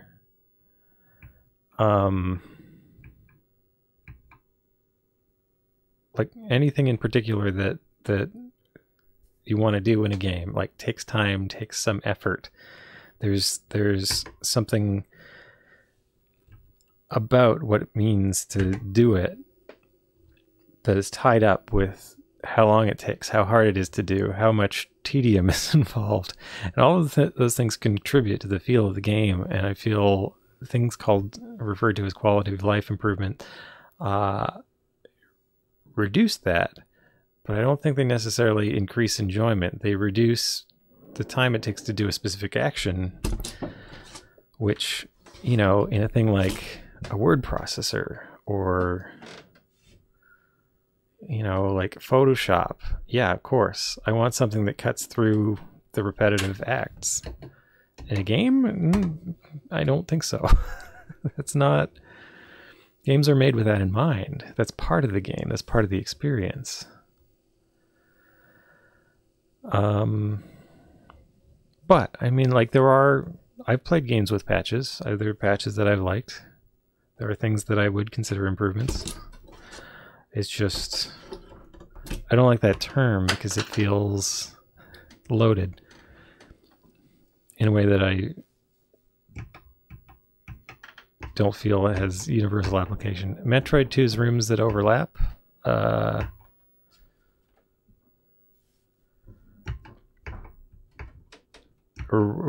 you referring to like what I was saying during my Metroid 2 playthrough, or I don't know, like that one's... Oh, you mean like the weird mapping in Dungeon Master? No, the Dungeon Master, like it's really clever about its dungeon design. Like it's hard to describe, but it's extremely interesting, and like mapping it out was neat. It was a neat experience trying to map it out. So here we are wandering over to Lord British here again. So I did this before, but we went and found the tower he was looking for. So transact with the king. Beppis, you're back. Okay, so here we go.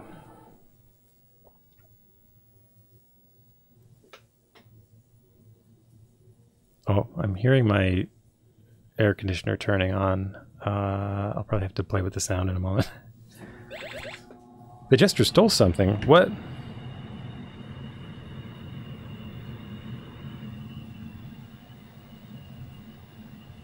Okay, so hang on, I need to adjust my sound because I don't want that in the background the whole time.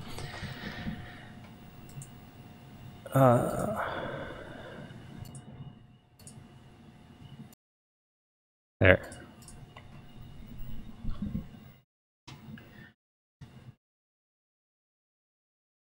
Okay, so that should be gating out. There's probably, you can probably hear some background noise. I don't know what it'll sound like on the other end, but it'll probably make the sound of the 2E a little bit quieter because it won't get through the gate as well. Quality of life is making assumptions about what players actually want. Yeah, well, the other thing is like what players want versus... People don't know how to express... People don't know what they want or what would be most fun. People... I mean, like when you're trying to beat a game, you want to beat the game. Does that mean you want it to be easier? Do you always want it to be easier? Do you want a button to win the game? Like there's a whole radiation of things that could have been done in a game, and there's obviously a point where it's too far.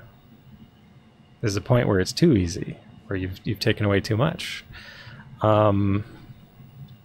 And that's always a design decision in a game. Sometimes there's a technical reason. Sometimes, like, floppy disk loading takes a long time, or whatever. What did the Jester steal? I don't see anything missing from my inventory.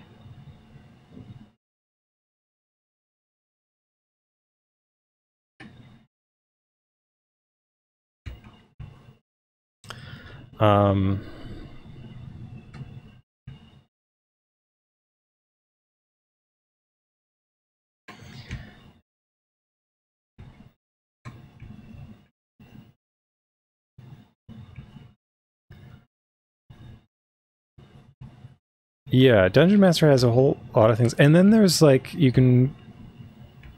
there's a spell to see through walls, which is really fascinating. I don't know, there's a lot of really cool things that it does that I haven't seen, like, any dungeon crawler that was that clever.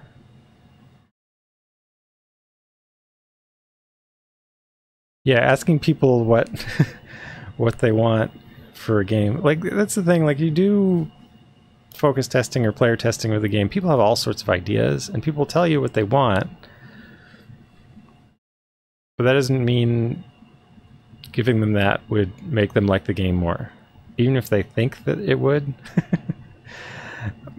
and I'm not saying the quality of life patches or whatever are not that. Oftentimes they are giving someone something they do want and makes them happier. Stupid necromancer. I don't want to fight them.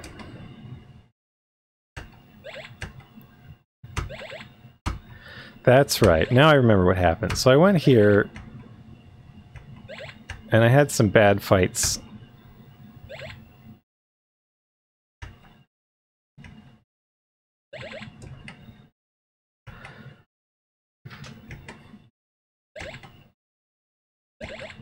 But I think, like, if I was playing a later port of this game, like, every single thing about it is something that could fall in that category. And I'm really I think I'm enjoying it more for the extra time it's taking to play.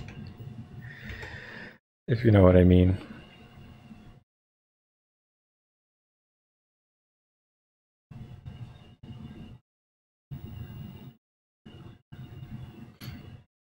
Oh yeah, the Atari ST version of Dungeon Master is great. Like, the only thing lacking about it is maybe it's missing music. I looked at some of the ports, and at best they might be as good. I think the DOS one's actually fairly okay, but I didn't go too far into it. There's a Super NES one that has music, and it's kind of nice music. It's kind of sporadic. It's a bit weird.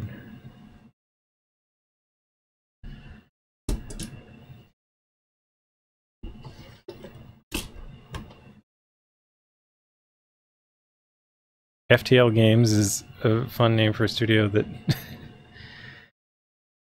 did mostly dungeon crawlers.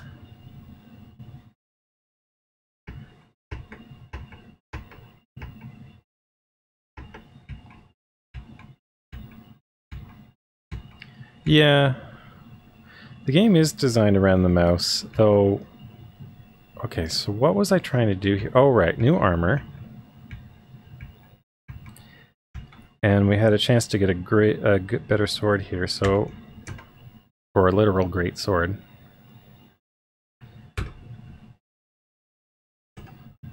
Armor, reflect suit.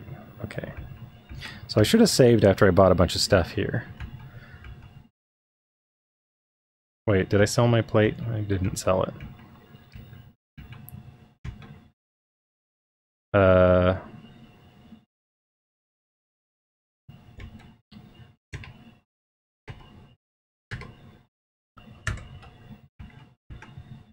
I'm pretty sure I got 37 for it last time.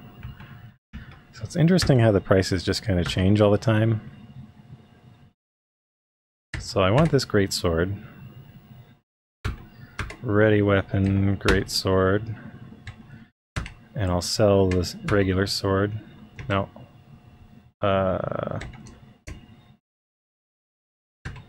Sometimes if you start pressing keys early, you get a cancel button press. The Jester stole something, but I don't know what.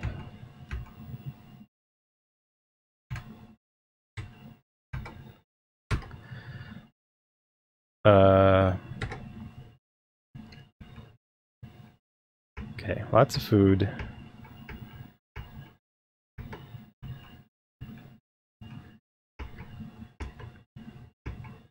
Yeah, it's funny, like a lot of people talked about weapon durability in Breath of the Wild, and honestly I thought it was a good feature.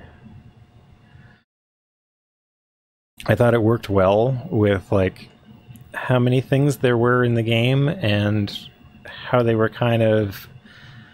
They had a low amount of interest in what was different about them, so like having to collect them and find them kind of felt like the durability played into that and made it more useful to keep doing that.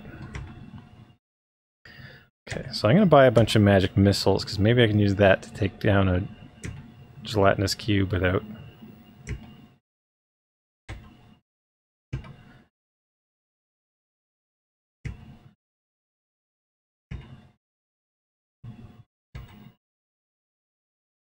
Yeah, a lot of people didn't like it. And for me, I thought it improved things. and sort of in a different way, getting the sword that doesn't break kind of killed the game for me.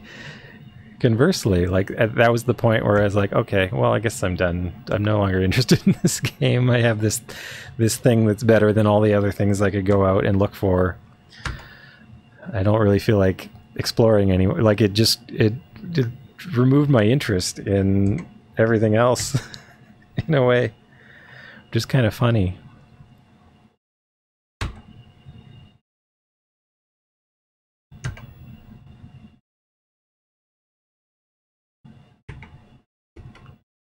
So I don't know. It's like all of these design decisions are a matter of balance.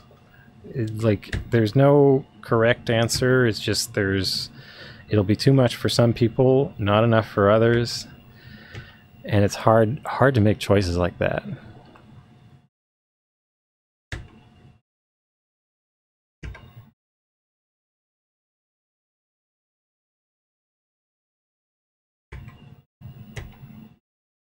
Oh, I can't afford it. Okay, I spent all my money.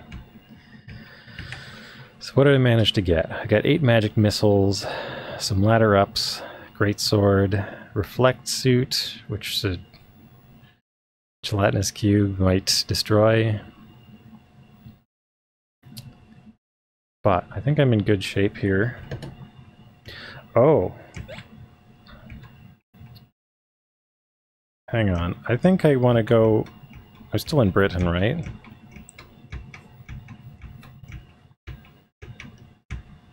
You never extended your stamina bar?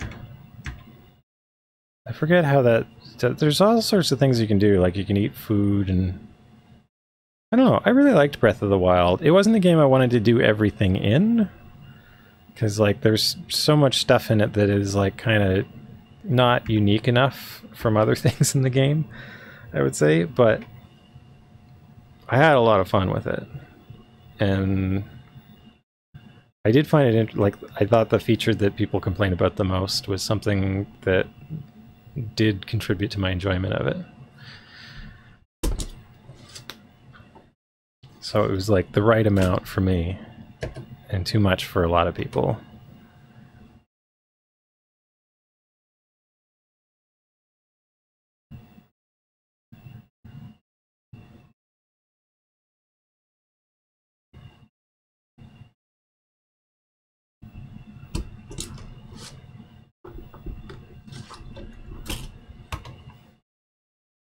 It was kind of funny, like durability in Dark Souls felt like it was, for the most part, so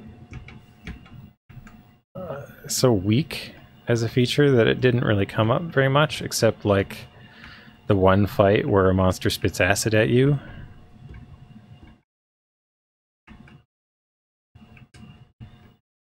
Which was kind of curious. Or actually, maybe I did talk to him about service again. Let's see if I can give him these 3 gold.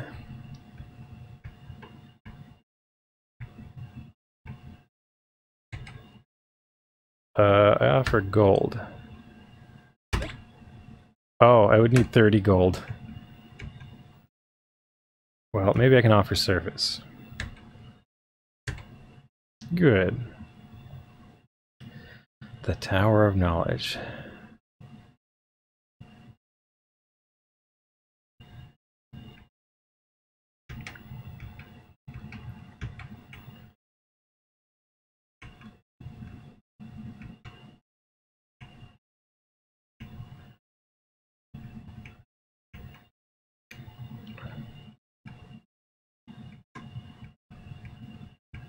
Or what I was saying about Dark Souls, so it had a durability system, but I felt like it didn't come up very much.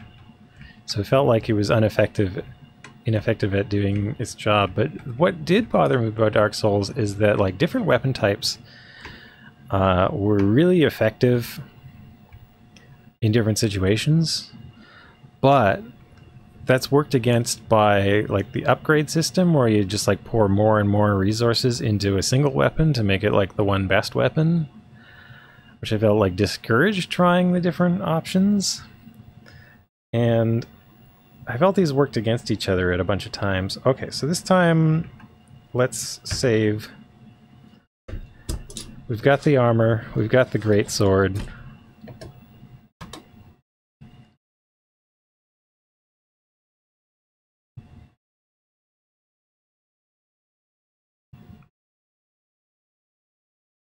Oh, Breath of the Wild was like bizarrely different from a lot of Zelda games, but I liked that about it.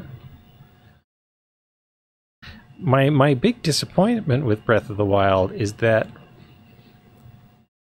after beating the game, I felt like the second quest, if they'd let you play as Princess Zelda, like the way her character was in that game, I felt you could swap her with Link and the story would almost entirely work the same way. And it would have been a really neat variation to have. But, well, you beat the game, you can do New Game Plus. I wouldn't call it... It's not really second quest. Maybe that's overselling it. But if you could swap characters... I really liked Zelda's design in it, and like it's just totally unplayable, you know. But like the way they set her up, the way that she did things in the story parts, where you do get to see her, I felt like she could swap in with Link, and it would fit so well. But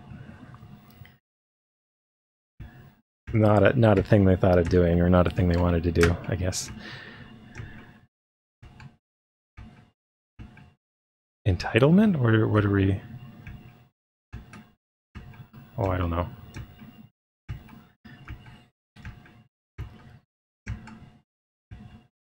I don't know what argument's being had here, but...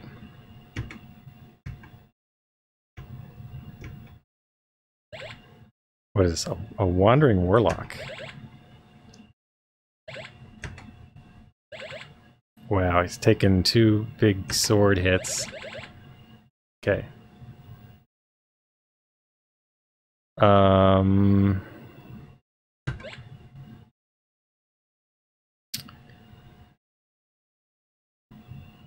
Trying to decide what I want to do. I think I want to just go to the dungeon and see if I can find a gelatinous cube in this dungeon, because I didn't like the other dungeon.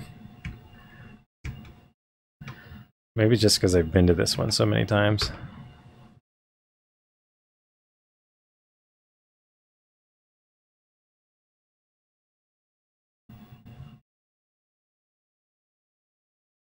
And I mean, there's lots of reasons why it'd be impractical to have like a character swap.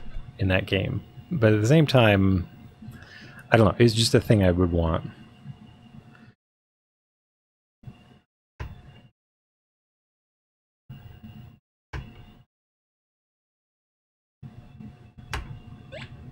Oh.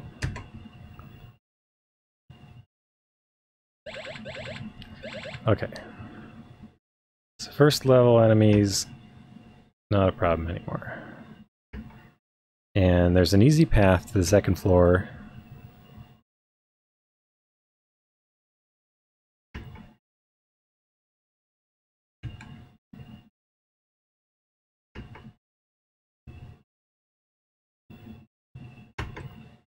But I don't know. When it comes to like criticism of a game, I like to I don't know. I try to be careful about my language in the ways I talk about it. Like, it's one thing to say that I don't enjoy something, or that I do enjoy something. But I don't like calling something bad design unless I feel really strongly about it. Even if a game I thought turned out bad, I often feel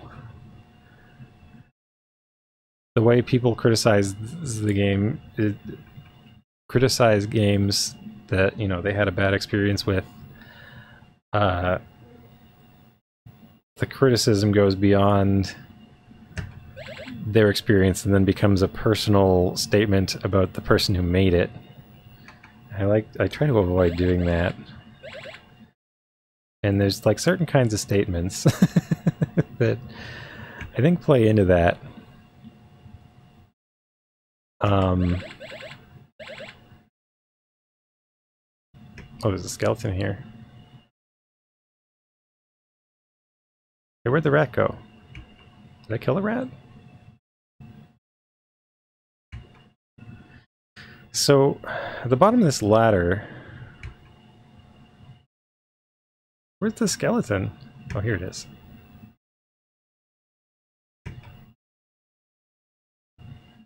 There's at least one hidden wall down here.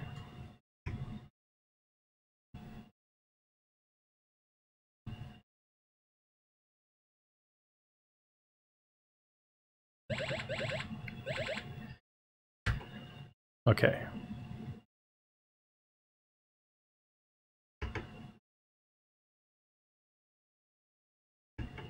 Yeah, well, especially...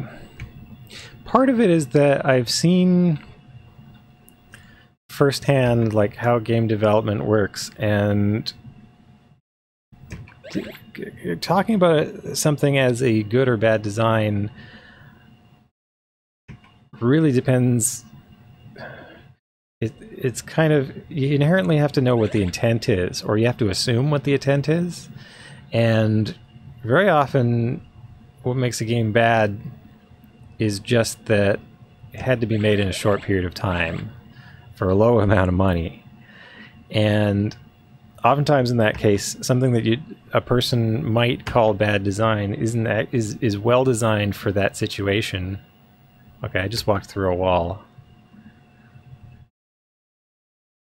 It was a good solution under the constraints they had. Okay, here I am on level 3. So oftentimes I'd look at something like that and think, no, they did a really good job of making that work for probably way too little money.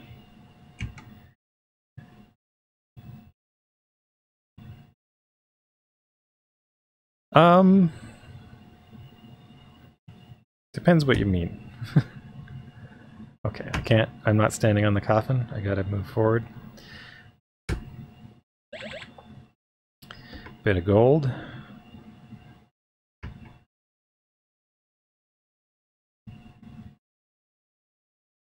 Yeah, well, that's the thing. Like, part of it's just language. I don't go after people who say stuff like that, but I just don't. I don't like hearing it because it feels semantically. I don't like it.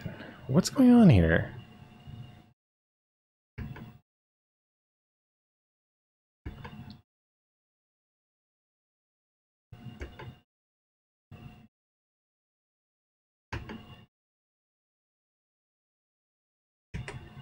Whoa, what's this? Cyclops.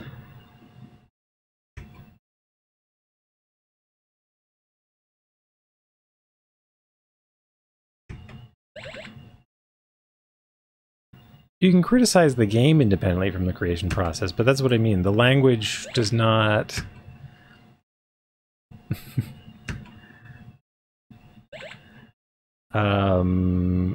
separate that. G-Force, what if I told you sometimes these dungeons change when you come back to them?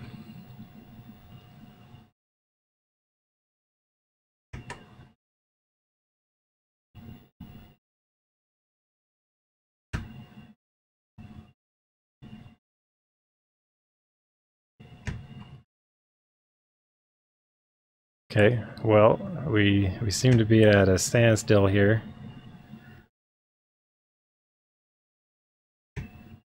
How do we have so many misses in a row?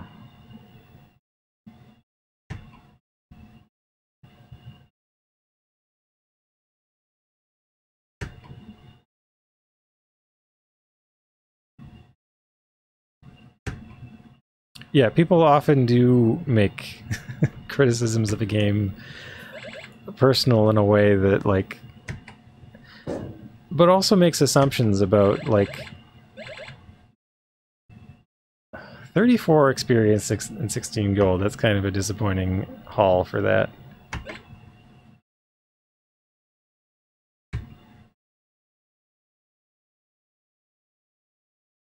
Okay. So, I'm on the 3rd floor.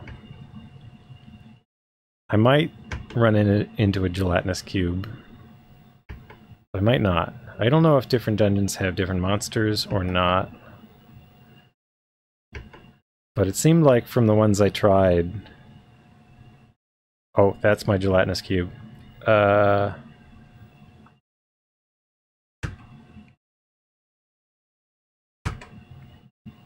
my armor is gonna...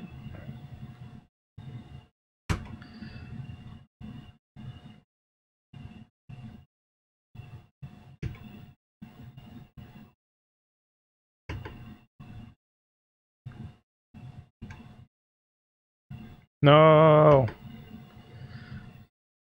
Okay, I was hoping to avoid that. Whew! It's following me. Oh no. I'm doomed.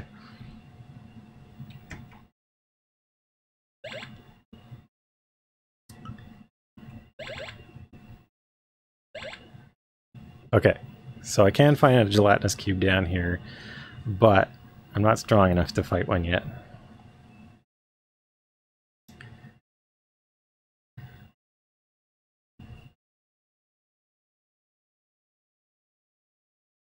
Are they weak to spoons? I think they'd kind of dissolve the spoon.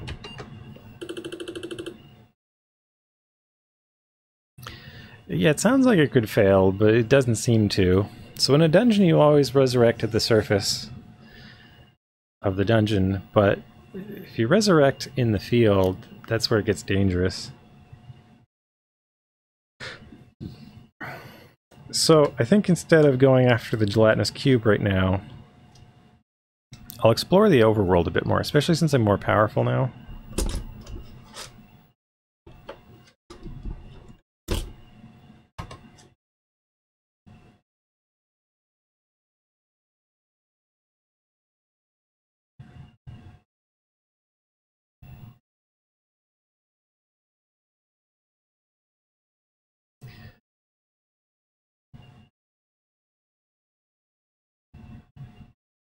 You talk about them as starting CRPGs? I'm not sure I do, because like I've never played them, and I don't think I've heard people talk about them in that manner. But I've heard of them talked about as like defining examples of the genre.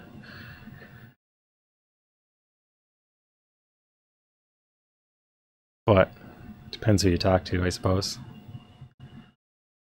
Okay, so I should have Reflect Suit, Great Sword. Okay, so I'm going to go back to my raft and inspect the coast a bit more.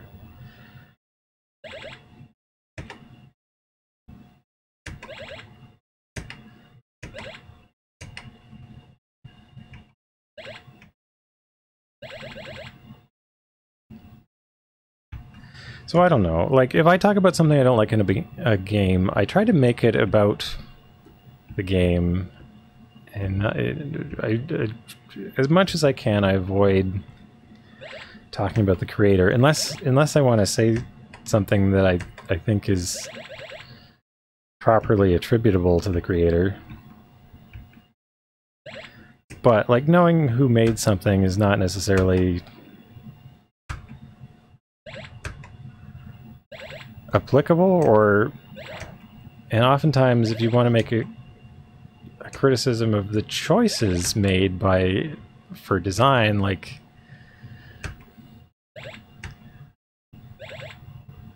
to say somebody did a bad job, oftentimes they have very different goals and very different needs as a designer, like design goals, than like what you want as the person playing it. Oh, okay, so this was a tough enemy, which I probably shouldn't have engaged. We'll see.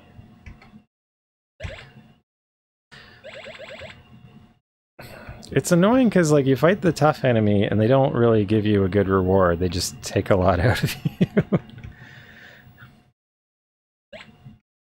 Like that's something that annoys me a bit about this game. Like you have to learn the battles that are not worth it. And that's a constantly changing thing because you're constantly upgrading and stuff. I do kind of wish that the amount of effort it took to destroy an enemy was somehow related to what you get out of fighting it, but that's okay. You learn that.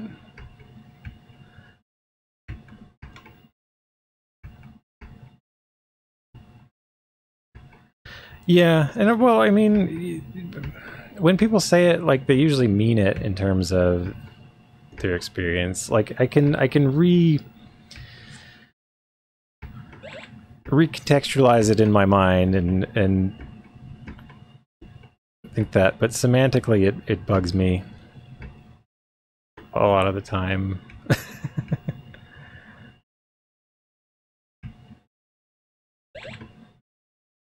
Though a converse way of looking at that, oftentimes people criticize the user interface of, say, like a website like Twitter or Facebook. So we enter the Tower of Knowledge. You hear someone say, okay, so this happened before, but do I get the intelligence bonus again? It happens again. So I got a second intelligence bonus from doing the quest again. So I can get really high intelligence if I want to in this game.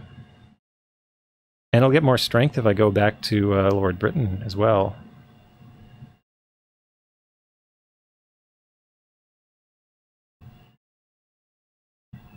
Dunon quest? Temple of Apshai. I don't think I know either of those games.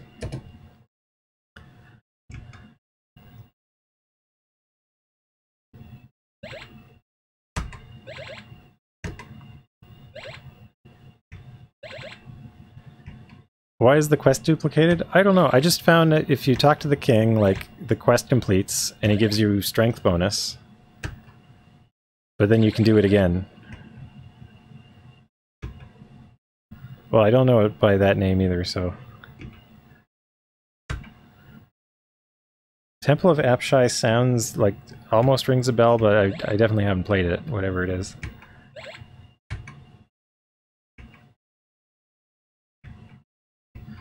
So here's a question. How far can I would like to kind of explore the coast. Okay, there's a nice dungeon there. I could stop in there for a rest.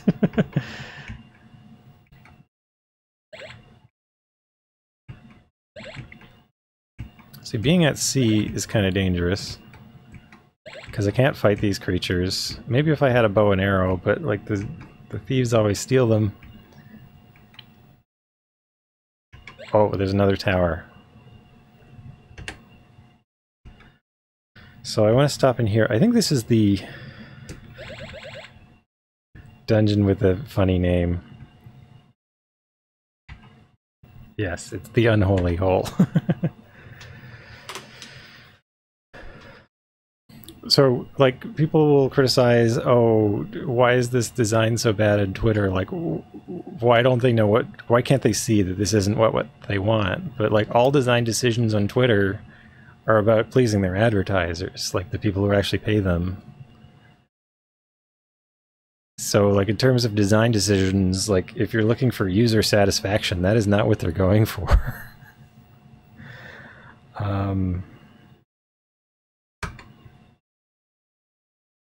Like, stuff like that is, like, there's just, like, a huge disconnect between what people think is the goal of the site and what's actually happening. Which is interesting to me. Oh! I think I'm gonna fall down into a pit if I go another step, or... I forget if I've been in here. I went in here once, but I don't remember what happens. I'll just go forward, see what happens. Maybe I'll check. Oh, there is a hidden door in the at the end of the hallway.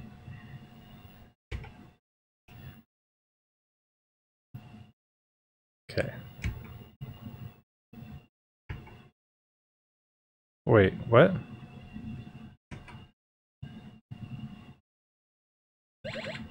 Oh, I've kind of lost track of my emotions here.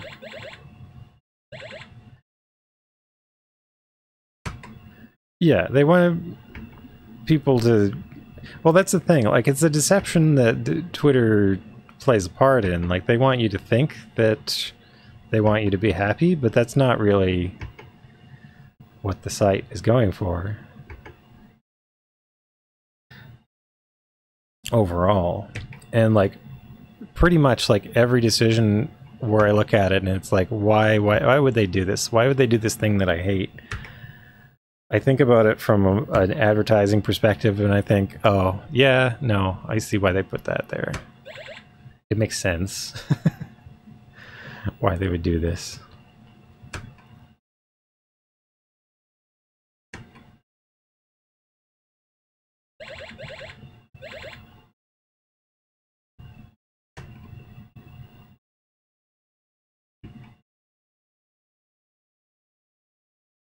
Where's the bat? Where's the bat? Where's the bat? How did you get there?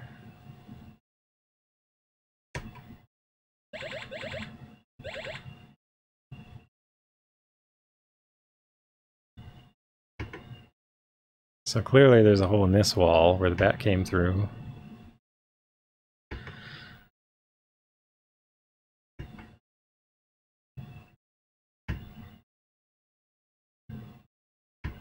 I was hoping to find the second floor.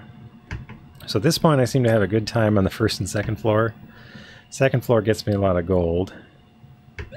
First floor seems pretty safe. Uh-oh.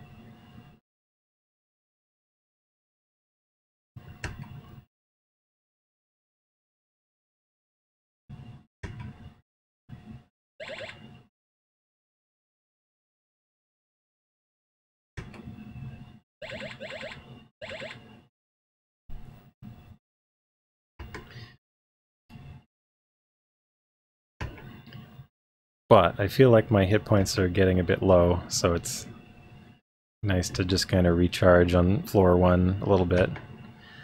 But I think they recharge faster if you defeat harder enemies.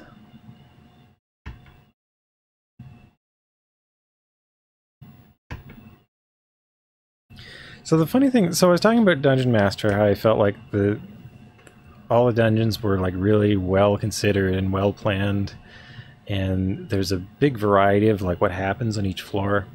And I don't feel that way about most dungeon crawl games. And like this game, I think the dungeons are randomly generated, but I mean like a lot of dungeon crawl games, it almost feels like they could be like they're just the amount of like interesting things I find in them seems to be kind of low. And usually they're better than probably something that's just randomly generated, but it's not a big step above that. What's the button? Here we are.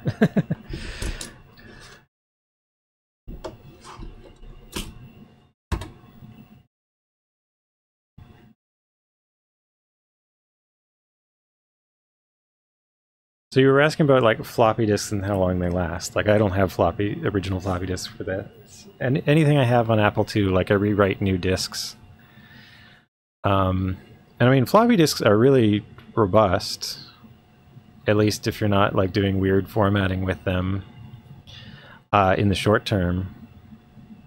Like they're made to have recoverable errors, at least in small amounts, and get rewritten frequently. But just like if you have a disk that's been sitting around for 30 years, Evil Rangers. I don't know. I'm just going back in.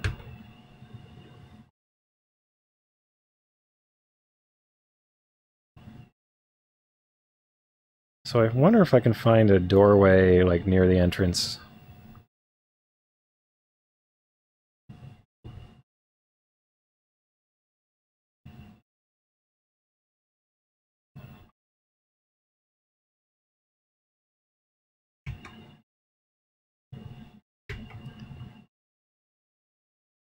Huh. Because I felt like I went a long ways and I didn't find a way to the second floor. Which is why I like that moon, the dungeon by the town of Moon a bit better. It seemed quite memorable. And I could find my way to the second and third floor quite easy.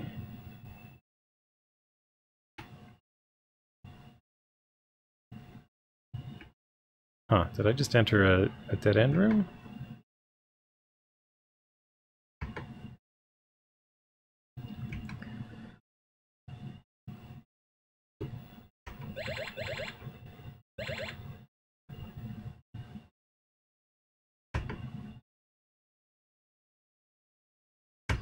So really, the time I'm spending in this dungeon is just, I want to recover some health.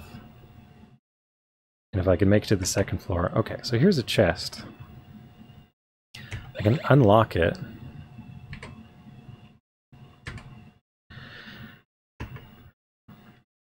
So it's funny, there's a command G to get loose items, and I've yet to find a use for it. It seems when a thief steals from me and I kill them, I can't get my items back. Like I've tried pressing get after doing that, and it didn't seem to work. So I hadn't found a situation where it does anything yet.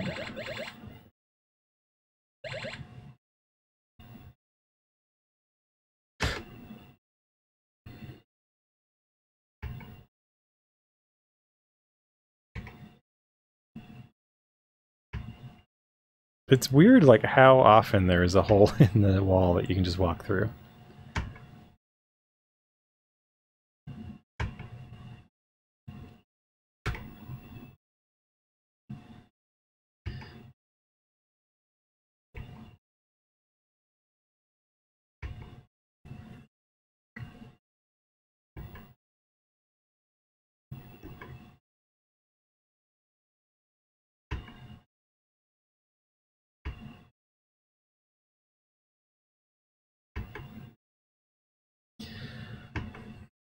So my wandering strategy is just to kind of try and go around the perimeter of a level.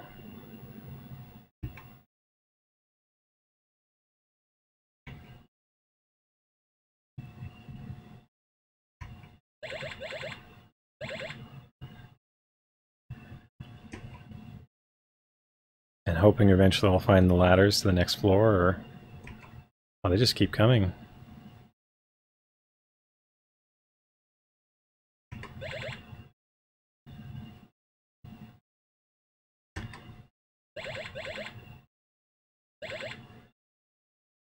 So it's funny, like I know I can buy a space shuttle if I get enough gold.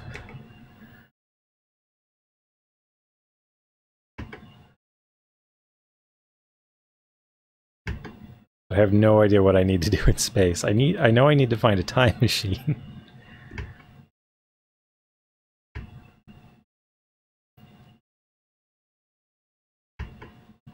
Okay, so we found our way back to the entrance.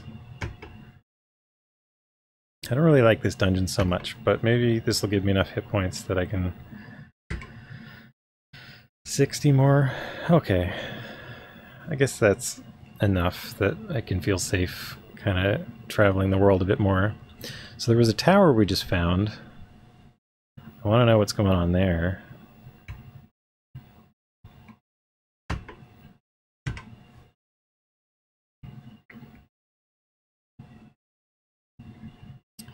So what do we see here?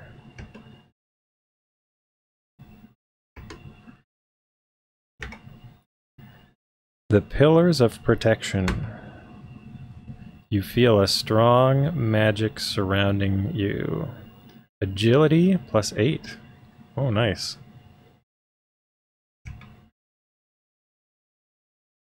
Okay, I really appreciate that. Wandering Warlock. Is that one of the tough enemies?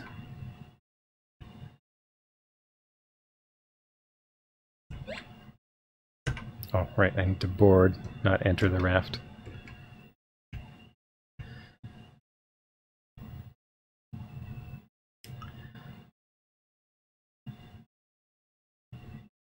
So it seems like it's like a big solid continent. And it looked like it was just like a big ocean around. I don't know if there's other continents I could like sail to with the with the frigate.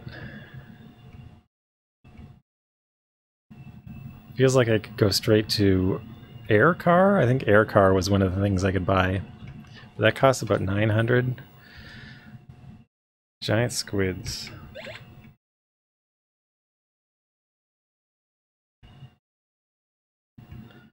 So I'll just sail around here. You know what? I don't think I've been to this town. Or have I?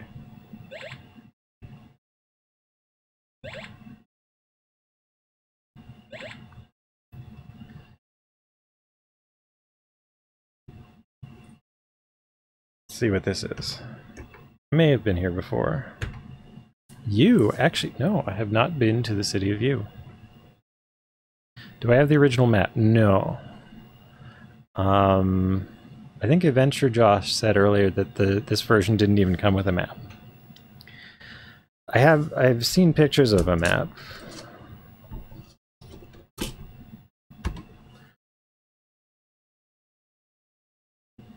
Which I assume apply to this version as well, but I didn't look too closely at it. And I've been kind of a lot of places, and it never seemed like there were other places to go, but if there are, don't tell me, I'll figure them out eventually.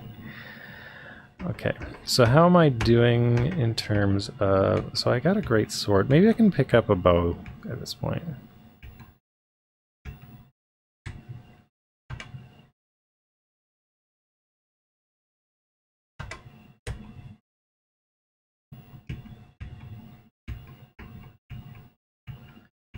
Like, all I know is I will go to space eventually, but that's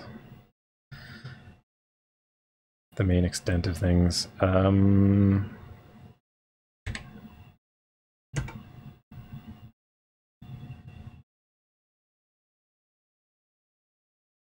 Okay, so I have the best armor that I could get here.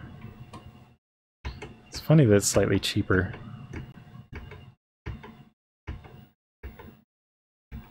There's an Ultima anime? That's an interesting thing to hear about.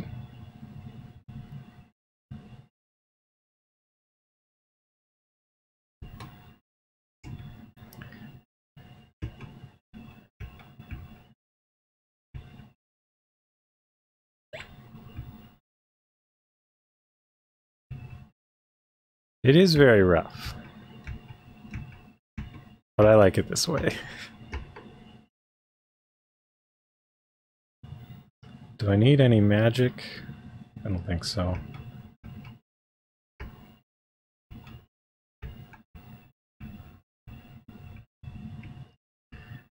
Maybe I'll have a drink at the pub, and then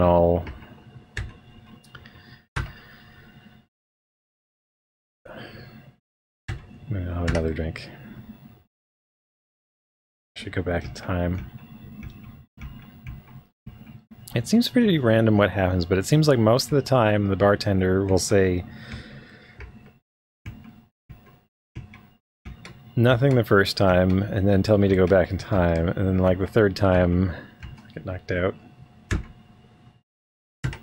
Maybe I got more stuff out of the first bartender because I kept going back to the same town. I don't know.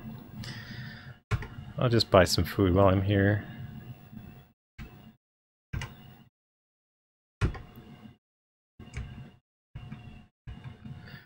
Seems like it's always good to have food. Oh, pressing the wrong key. Yeah, everybody says Ultima 4 is the one to play, like... But I really wanted, and I haven't played that one either, like this is my first Ultima. But I felt like starting with the original. So I'm going to save here. So I've gained that agility.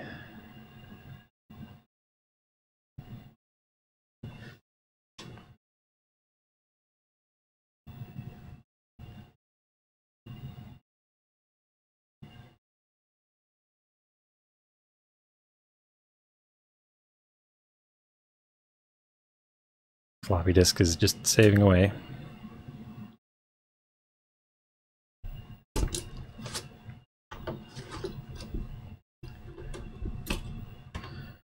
Okay, back on the raft.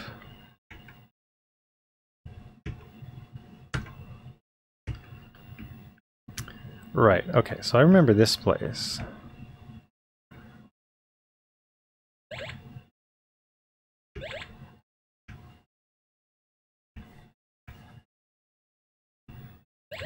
So it's funny to me that, like, if you want to run from an enemy, like, you can walk towards it, and you might as well walk towards it if it's blocking the direction you want to go.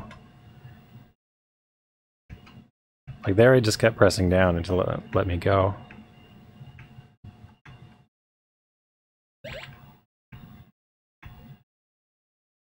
So I want to see if this is a special dungeon. I haven't been in here.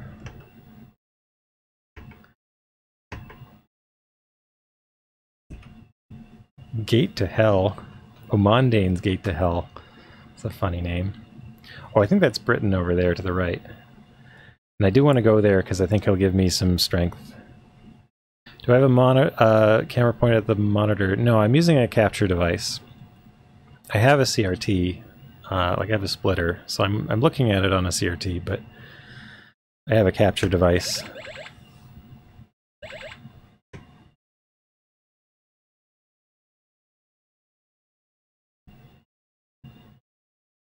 Do I want to run around this dungeon? I could use some more health. So if I could find a stairs to second floor, or a ladder rather.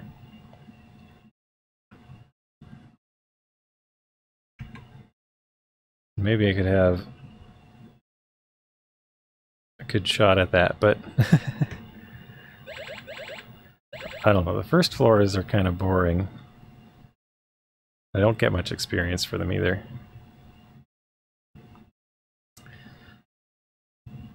So the way it takes so long to redraw, it makes... Sometimes it gives me confusion about... Aha! Okay. So this is not a bad dungeon because I can find the second floor not that difficultly.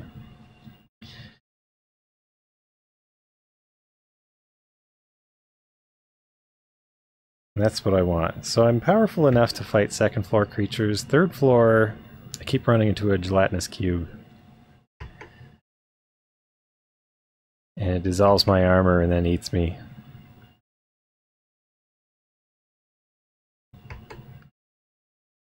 So really I just want to kind of wander around here for a little bit to regain some health.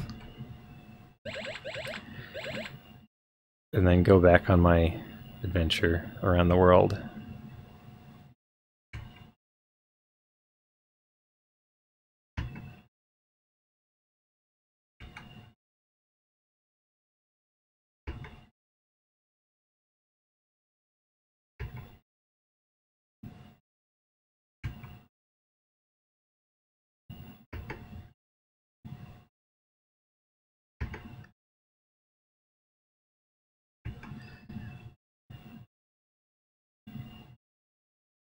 So I'm a little worried I'll step on a trapdoor or something and...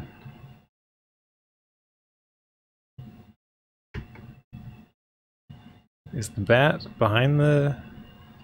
Looks like they're behind a force field. You're playing Pathfinder Kingmaker?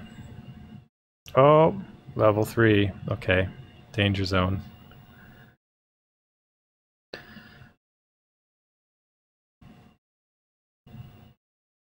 I've never played a Pathfinder game. I don't know quite what is unique about that series. But I've heard the name a bunch of times. Whoa, what is that? What is it? Oh, I don't want to be here. What is that? Is that something new? And that looked like not a monster? Or maybe it was a monster. Whew, that's a heavy hit.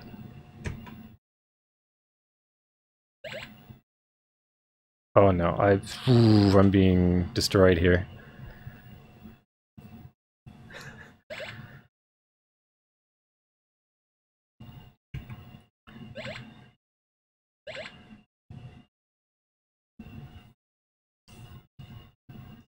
Oh yeah, no, I don't want questions about this game answered.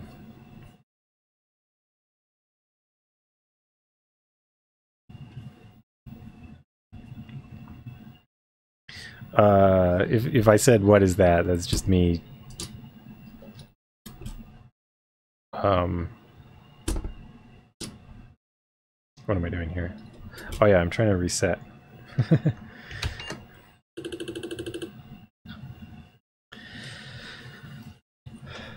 I'm just thinking out loud if I say something in the form of a question. Choose how to build your characters and have fun interplay between their skills. Okay.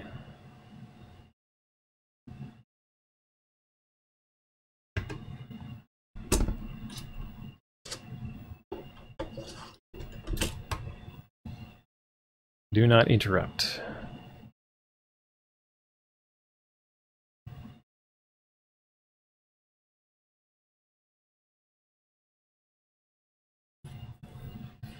So where did I leave off? I think I saved when I got to the town of U. So I shouldn't be too far. So I'm not sure I want to go back in that dungeon.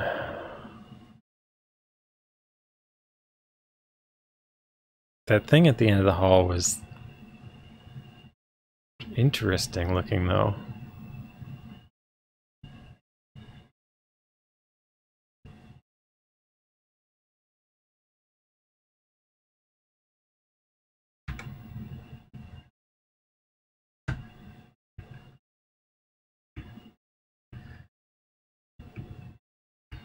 So maybe instead of going right in there,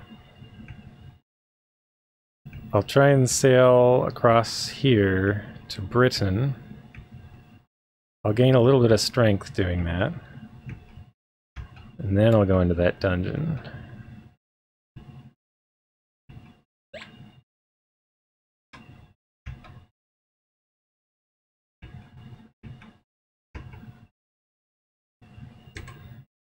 Oh wait, enter. There's so many like interact buttons. There's transact, open, enter, board. And it's funny. It seems like a lot of them could be the same button just by context, but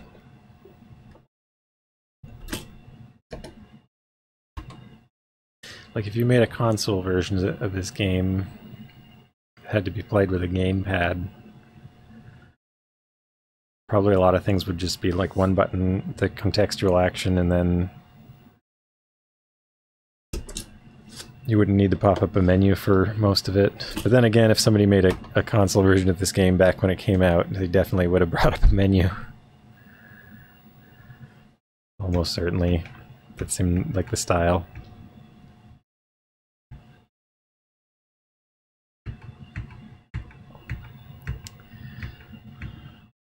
Okay, so I wanted to go over to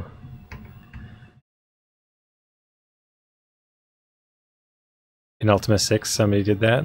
Okay.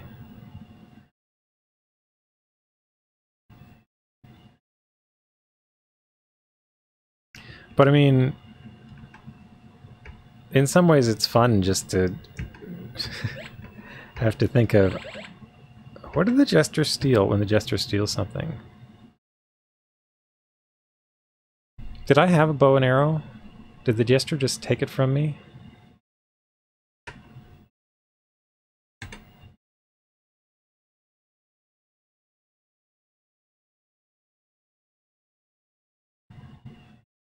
Okay, so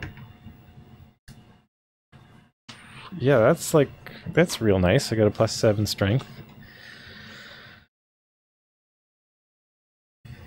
It's kind of annoyed the Jester took my bow and arrow, if that's what just happened. I'm not sure if that's what happened. Oh, right. I wanted to...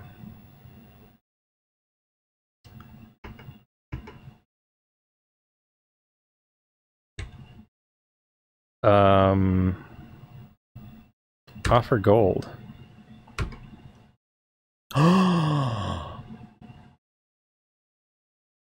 I can buy hit points from the king.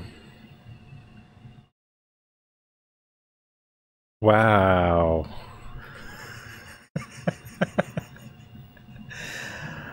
Wow. Okay. New way to heal.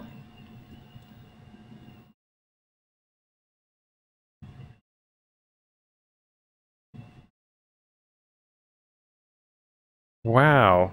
That's amazing. That changes things.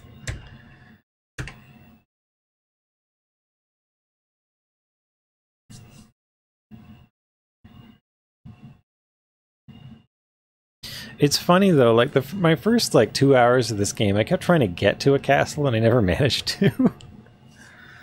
I found the way to heal from leaving a dungeon after a bunch of like I kept going into a dungeon and dying in the dungeon. Yeah, I can go like, I guess I could get as much strength as I want going back and forth there. I don't really want to keep doing it, but it's interesting that I could.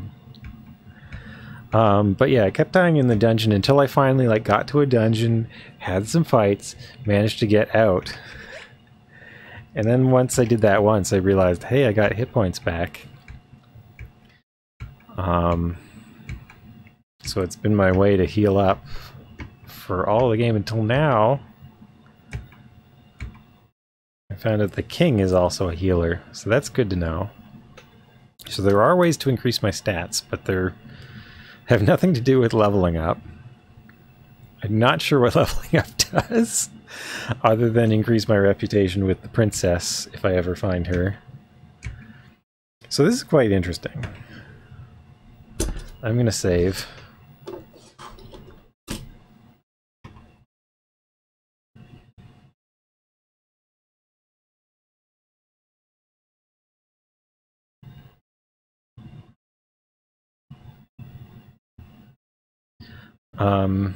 But yeah, like it took me a very long time to like get into a castle, and like surprisingly, I hadn't thought to offer gold until now. I think like the first time I got to a castle was just like I had already spent my gold or didn't want to give it away, and then like I think it went that way a couple times, and it's taken until now. A necromancer. I think I can handle a necromancer. Let's see. Okay. So, oh, but I was also really tempted by like what I saw in that dungeon. I think I've taken a peek into most of the dungeons, but I haven't been into all of them yet.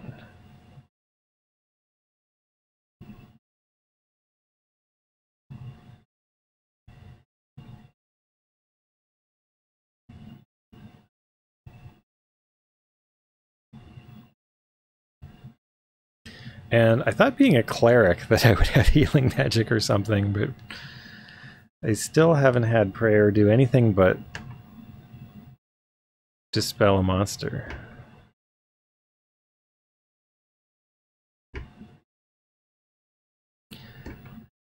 So this dungeon seemed to have an easy path to the second floor. Let's see if I can remember it. I think I went forward, left, and then forward.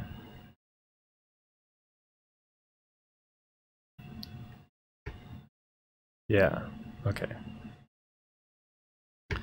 But when I see that...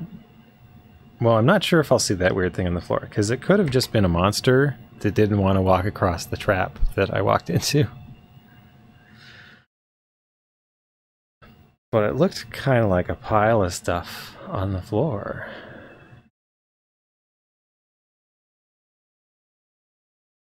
Oh, hey.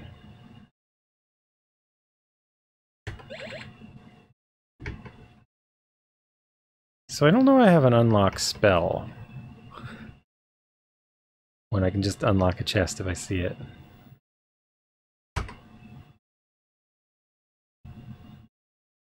Okay, somehow I turned.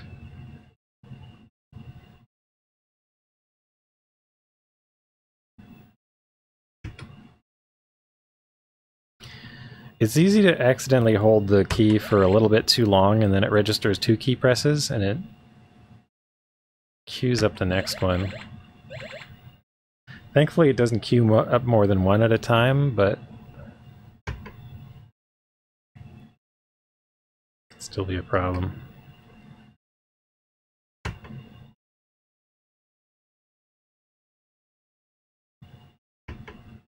Okay, that looks like a ladder down to floor 3. Oh. Okay, so I should be facing the ladder?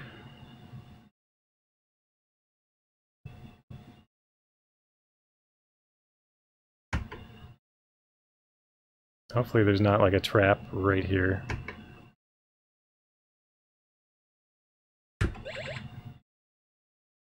Okay. Turn around.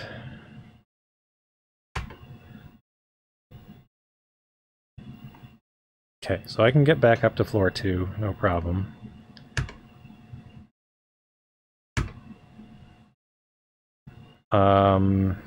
So I think I want to ready the spell of Magic Missile. In case I run into... Well, I think if I run into a gelatinous cube, I doubt I'm going to survive, but I have a lot more hit point now.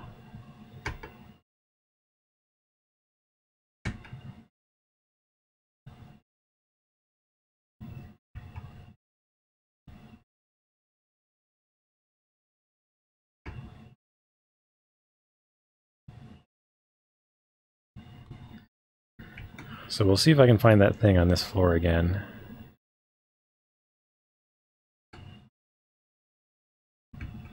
The big open spaces.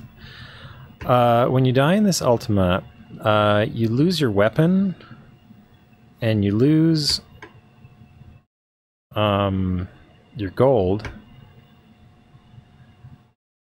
And if you're in a dungeon, you respawn at the mouth of the dungeon with 99 food. If you die in the field, you respawn a random distance away with 15 food, which can be terrible because sometimes you're not close enough to a town to get there before you die of starvation. Also, you need to gather some money so that you can buy some food and defeat an enemy with your bare hands. There's a whole task of getting started again. It's a bit annoying. So it's better to die in the dungeon because you'll start with food. And you'll know where you're going to start, which is pretty nice in comparison. So why haven't I seen any enemies down here?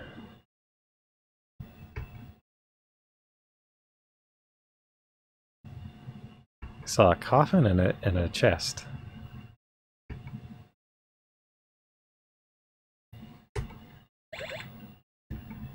And so far there hasn't been anything in a coffin or a chest but gold. Ah, see, this happens a lot. Like right now I'm inside a wall. And I accidentally pressed forward twice. See, it looks like a wall. If I pressed inform, I would search the wall and find that there's a thing there. Okay, so what am I looking at? Is that a ladder down to the 4th floor? I don't want to go down there.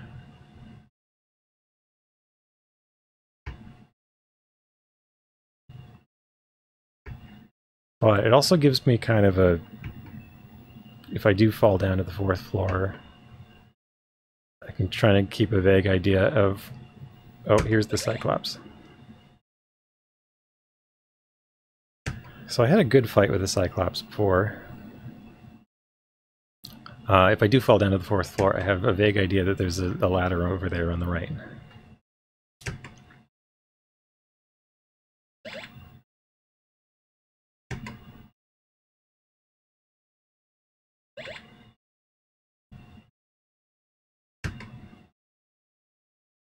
So just being able to buy hit points from the king, that's huge. That will make regaining health a lot easier in the future.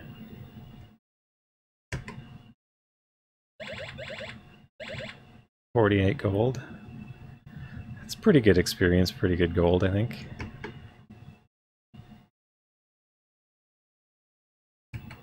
So if I went through here...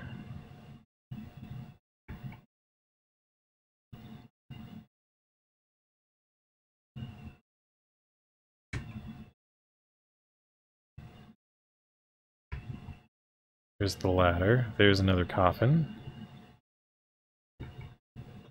So I'm wondering if that thing they saw was just an enemy that was like on the other side of a trap, so they weren't moving forward. I keep expecting there to be like a vampire inside. Viper? What? Where's the Viper? I should have turned around. Oh no. It's the cube. Oh, that's the Viper. Okay. I need to get away from this cube.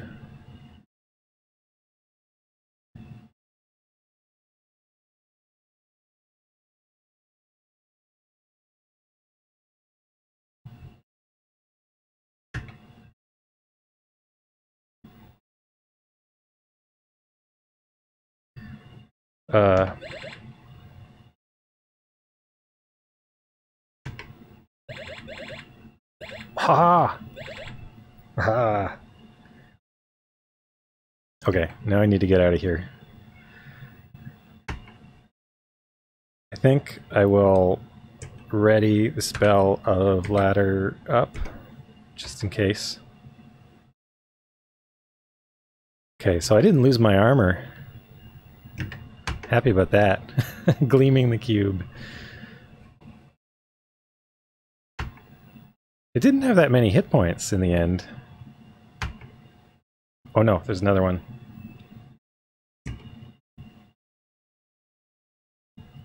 Oh no.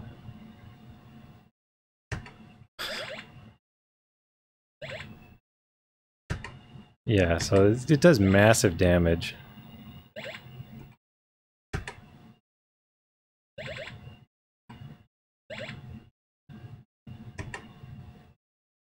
And steals my armor.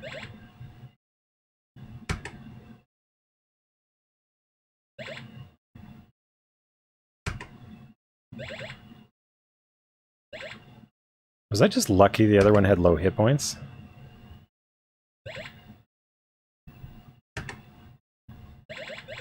Okay.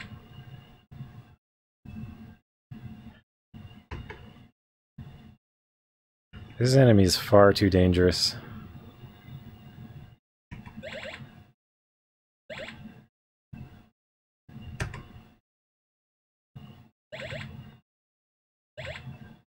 If I run into another one, I'll use the ladder up.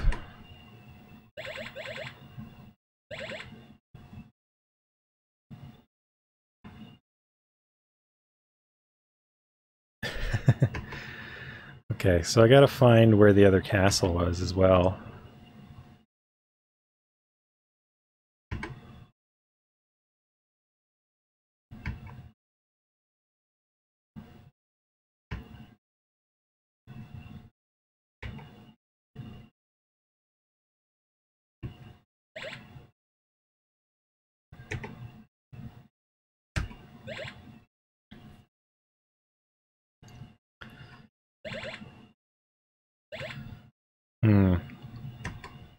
Hit points are lowering here. I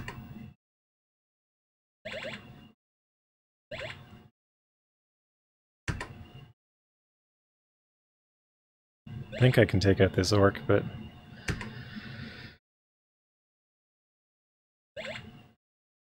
Oh no.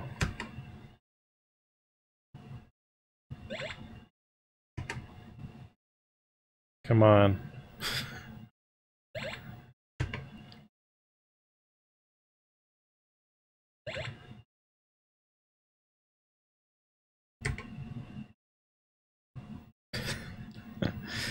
Okay, this is not going well. I created a ladder.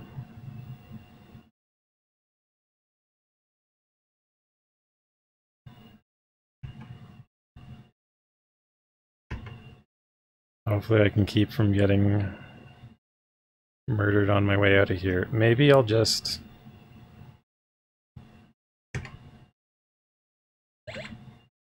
Oh, no, no, no. No!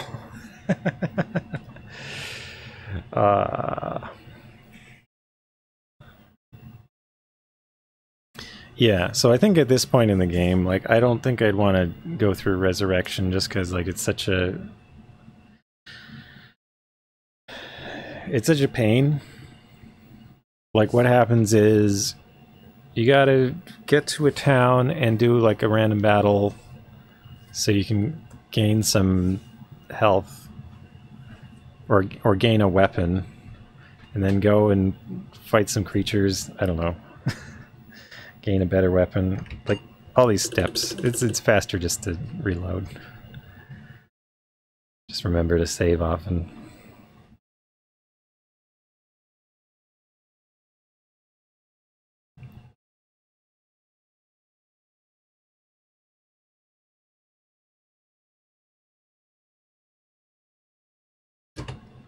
So I can continue.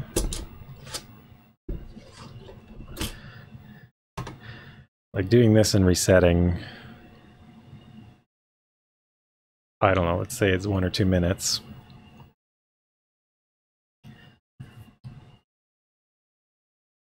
But that's way better than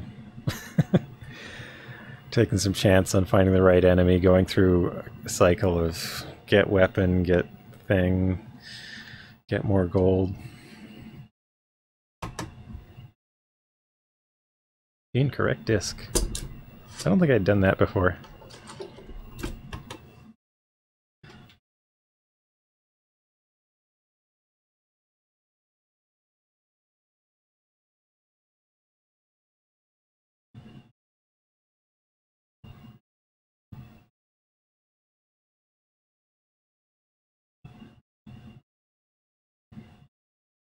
Okay. So, Necromancer.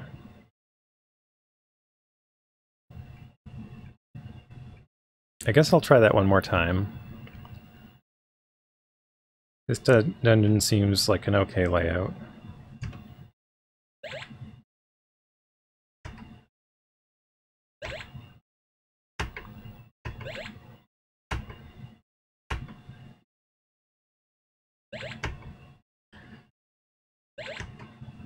I like how, because I'm on water, it's showing the blocked path with like a standing person kind of icon. Because I'm trying to move into the out of the water.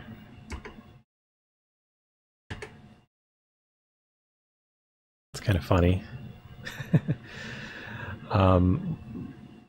Like the icon it shows you for an enemy is dependent on the territory that you're trying to escape from it into, because it shows up in front of you where you're trying to move.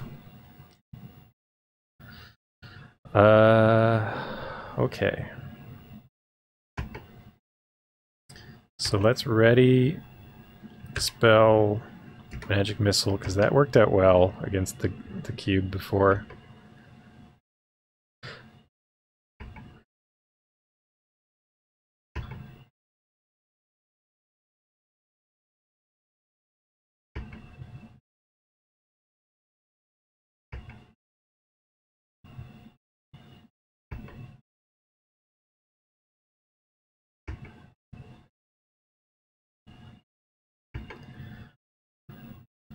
But I really wonder how deep these go, like...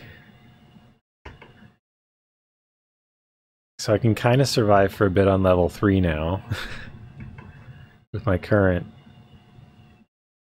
equipment and stuff.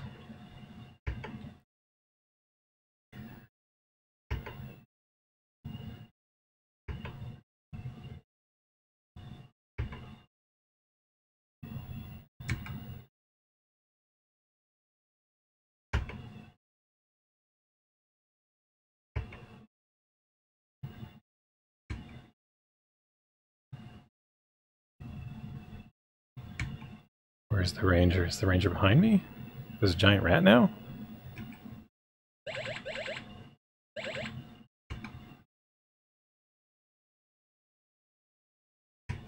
There's a skeleton now.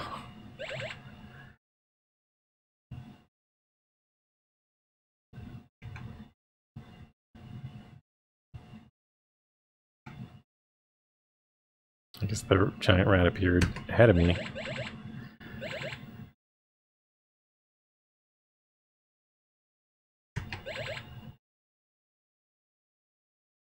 The slow draw kind of appealing. Yeah, like I bet this is much faster in later versions. But...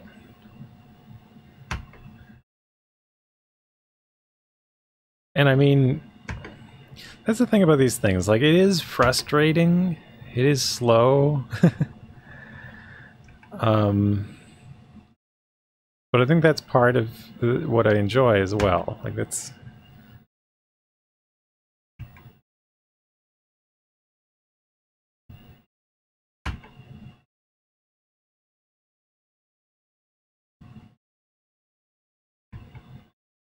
part of the nature of it. So I think this dungeon looks a little different than the last time I came in. Either that or I've just forgotten, but...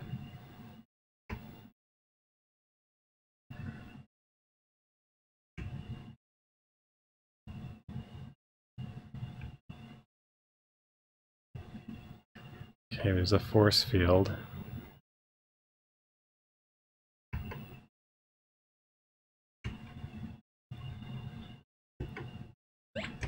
Oh hey, there's a thief.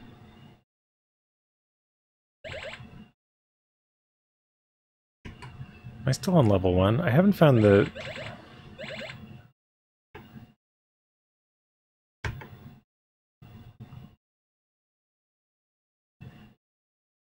the ladder to the second level.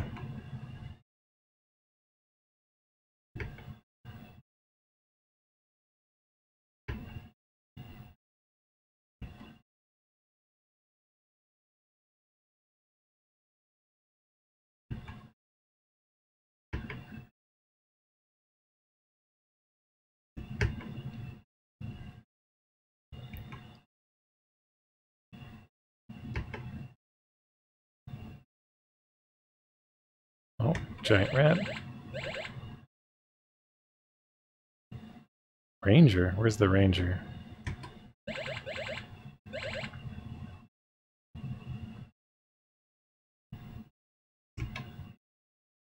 There's the second level.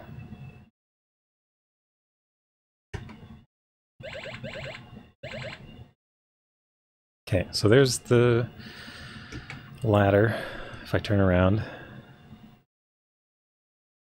One thing I find, like, watching people stream first-person dungeon crawl games, I find it helps a lot if the game has something that says where you're going. Like in this case, it says forward, turn around, and all that. But watching the screen just change and not knowing what button the person, like the streamer, was pushing, I find that really disorienting to watch.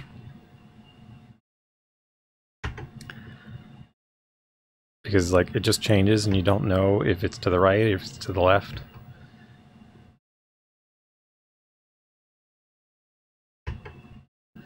Dungeon Master, at least, it should like flicker the direction button.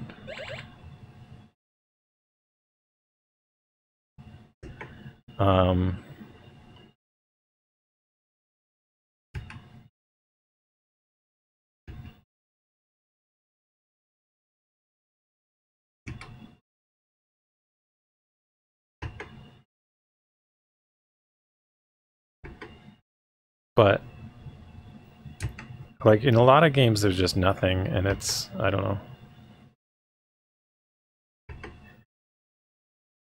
It's just harder to watch in that respect. And for games like that, so there's a lot of situations where an auto map definitely like helps with something like that. Like if you had a map on screen, people would be able to like follow along and see where you're going and that kind of thing.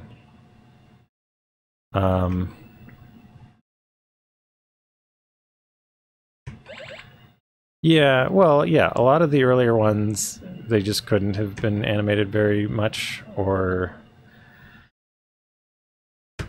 like I think Dungeon Master, the real limiting factor is just like memory, like how much stuff can you store on a floppy disk and how much stuff can you hold in memory at once.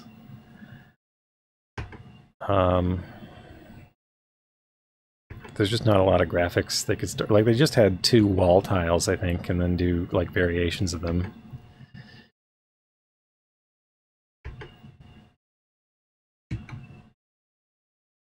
Or it might have just been 1 wall tile that flips left and right.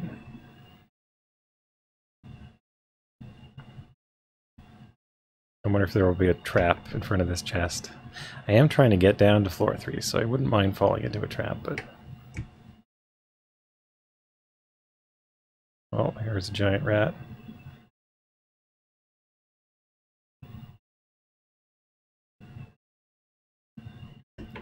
It's knowing that the rat's behind me, but... Oh, there's the trap. Okay.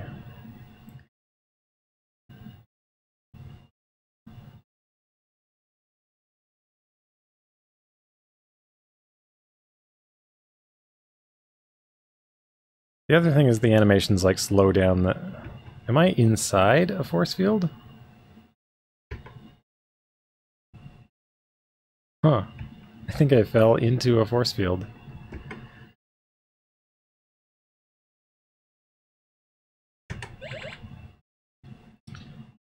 Okay, so there's an orc.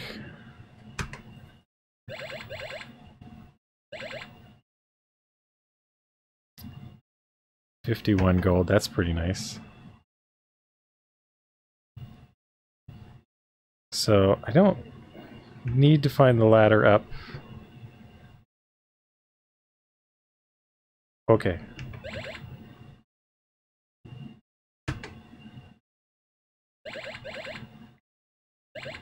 Okay, I did it. I'm gonna immediately ready the ladder up spell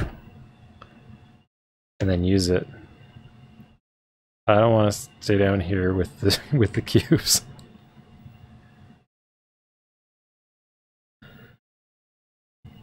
Yeah, like it had a really minimal. I don't 6 sounds like more than I thought, but it has very few, and I was really surprised when I actually like looked at the asset set. Oops. Okay. Is the ladder gonna... The ladder better stay. I really hope.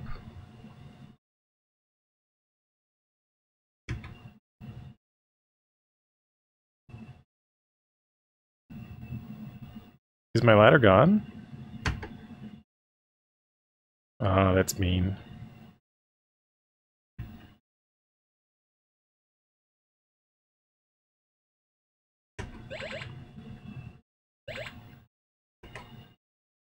Oh no.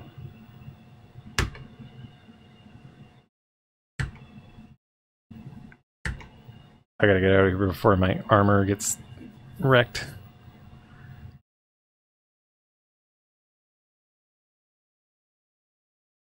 Yeah, Phantasy Star 1 had animations. The thing about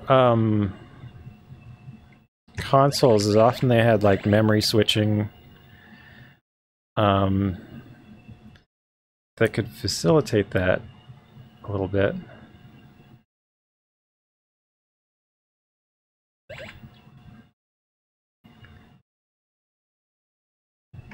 Where's this bat? It must be behind me.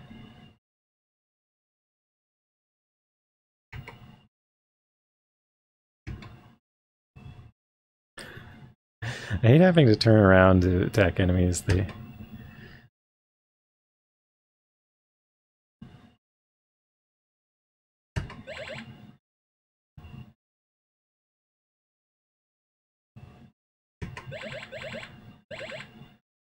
Like at the same time, it eats up ROM space really fast. It depends on the platform and like what your resources are, but I know for Dungeon Master specifically, it would have been probably would have been really hard to do something like that.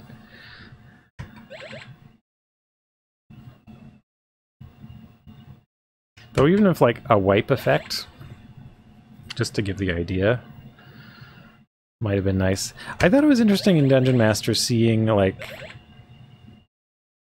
it can actually draw the screen pretty quickly.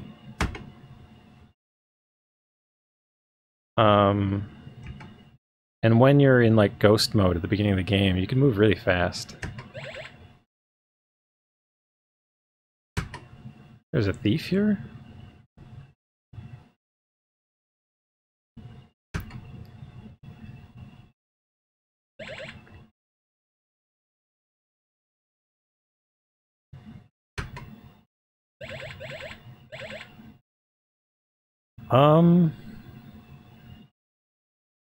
Well, Amiga could do 2 layers.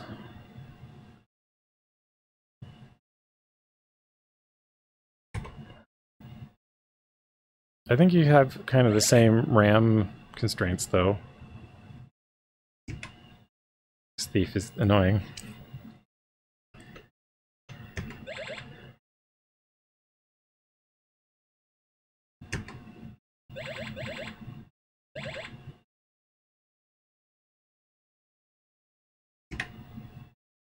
Okay, so I just need to get out of this floor without falling in a trap pit again.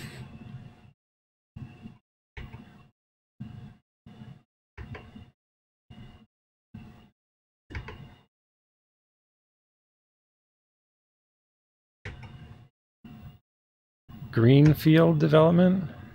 What does greenfield mean? I'm not familiar with that term. There's nothing in here?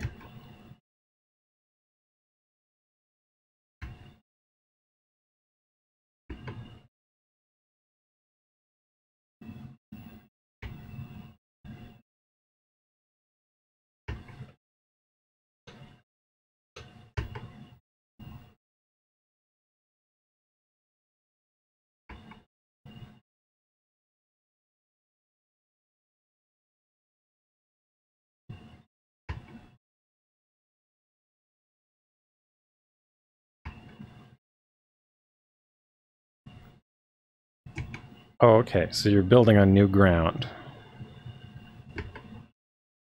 I see. Oh, there's a ranger. Is it gonna hassle me?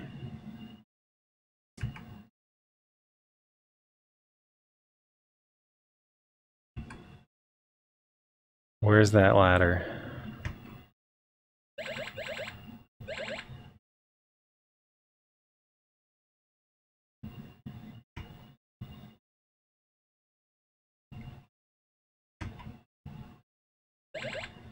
See, it seems like I can survive quite a long time on the second floor without having to leave. The main problem is just falling to a later floor. Now I'm starting to see a use for the ladder down. Like, I don't want to fight a gelatinous cube.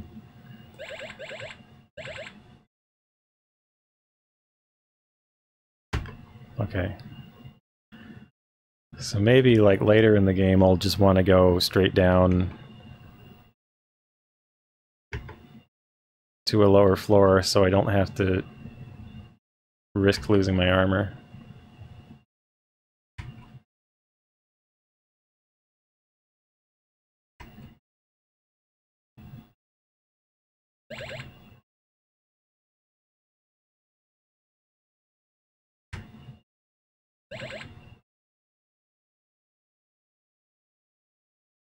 The bat's still here.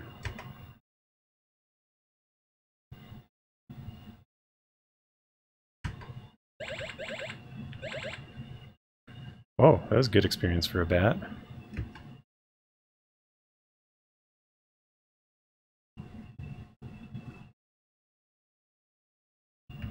Oh, there's a bat coming.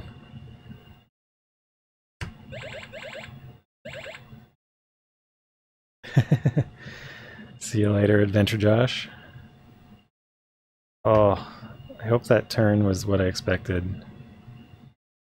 I guess not. Or maybe it was.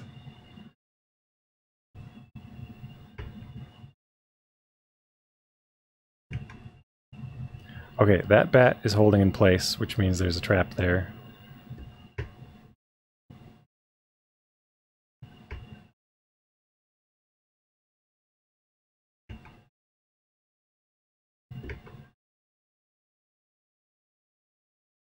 Yeah, okay, floor 1.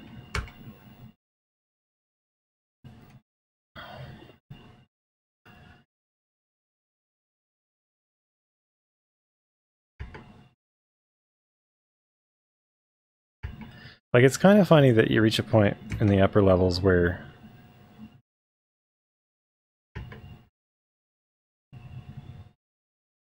don't really feel like you need to fight the enemies, but especially they give so little experience.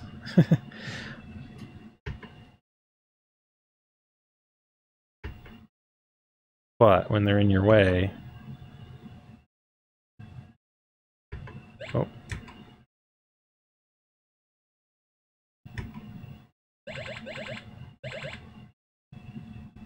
I guess you still get experience. It's not a lot, but it's not insignificant yet.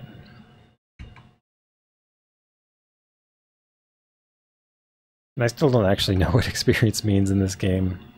I imagine I'm going to read a lot about the mechanics of this after I finish it. Because there are a lot of things I'm curious about, but if they're discovered as part of playing the game, then I want to do it that way, but... Oh, it's a ranger.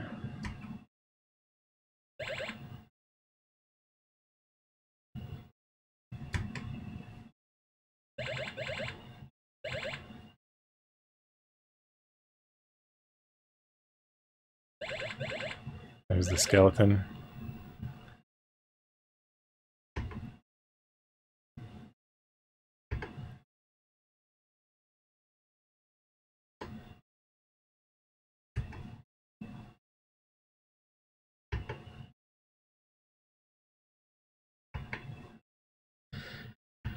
Where's the way out?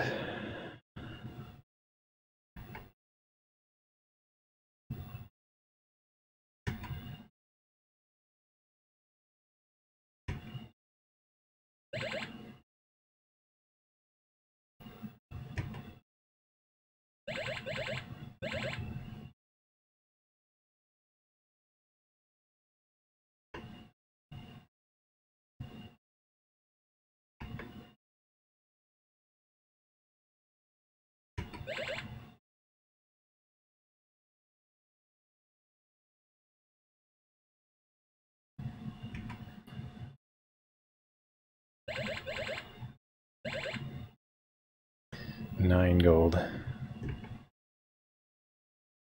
So I look at the gold I have. I'm getting not far from... I think I'm halfway to buying a space shuttle. And maybe that's what I want to do. Maybe I just want to get money for a space shuttle and go to space? I have no idea.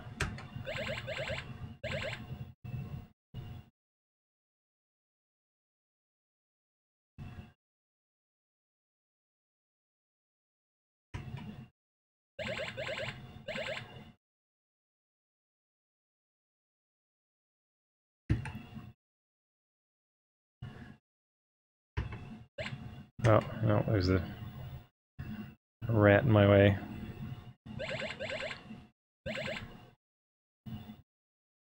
It's awfully slow.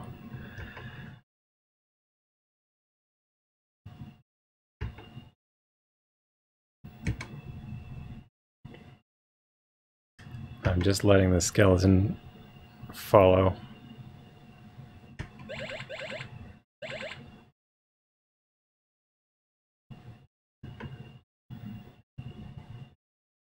No, that's the... Oh, that's the way I came up.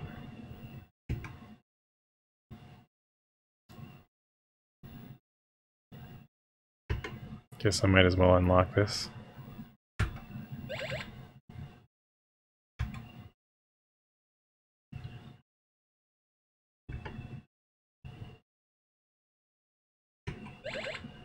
Okay, now I'm confused about where I am.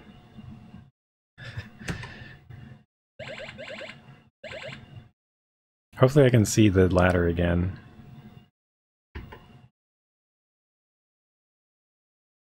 The ladder to the left? Okay, so I wanted to go to this door on the right.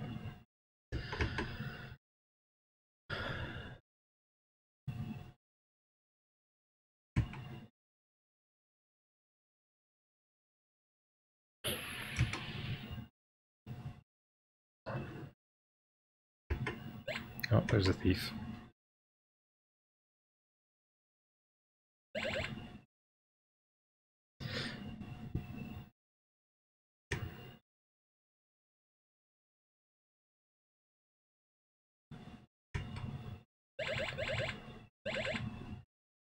All right.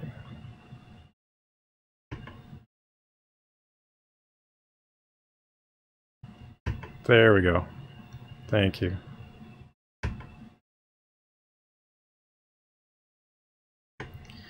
Get me out of here.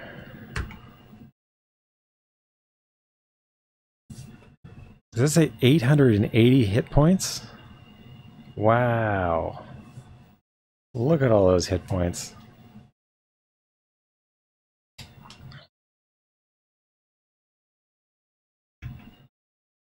Okay, so that's worth a save. That's definitely worth a save. I don't even know what to spend the money on at the moment. I could keep saving this way. That was a good haul. I want to find out what that quest reward is, so I have to find the other castle, which I think is like the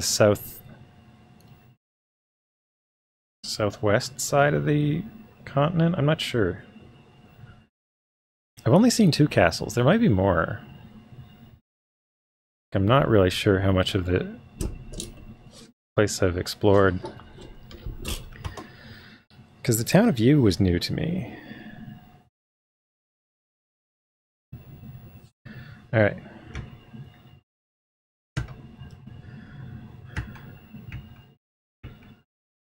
So that's Britain.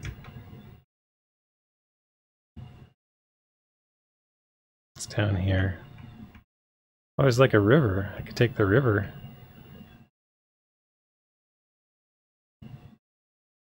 Oh, I guess there's not really anywhere to go.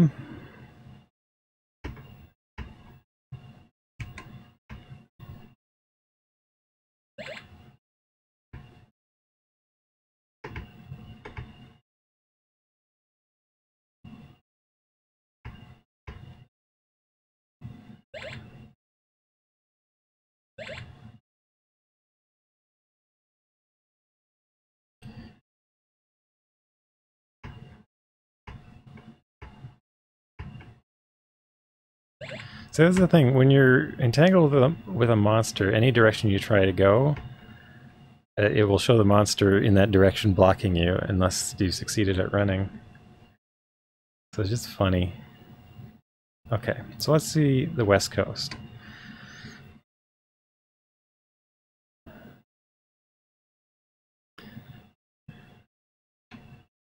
Actually, I haven't been in this dungeon. Maybe I should step in just to see what its name is.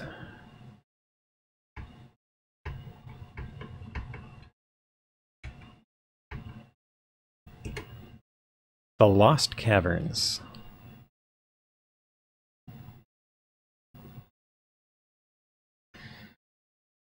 Okay, I don't really want to poke around in there. I just wanted to... I guess I could have checked the name without going in. But wait, that...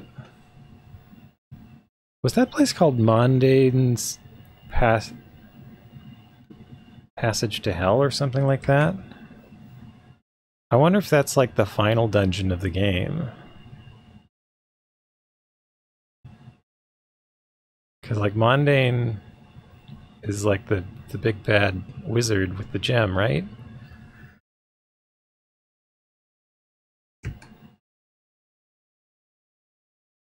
And it is like curiously kind of placed in the center of the world.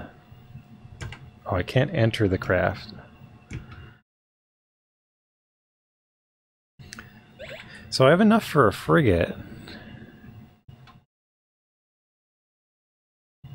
I wonder if on a frigate I could like attack the sea monsters or something. Maybe that'd be easier than the raft. Oops.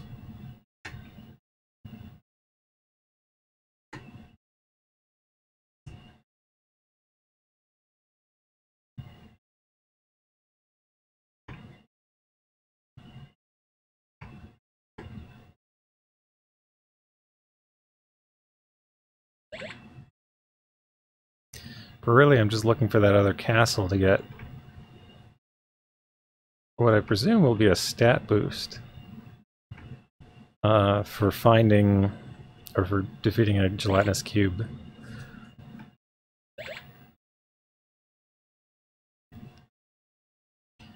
And also, I'd like to see what happens if I fight the Lost King.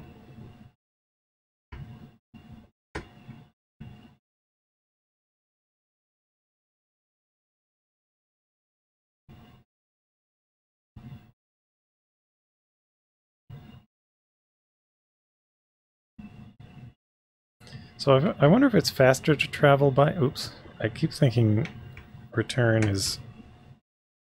I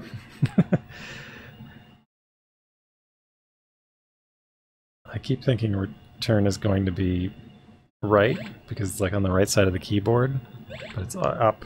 It's always up.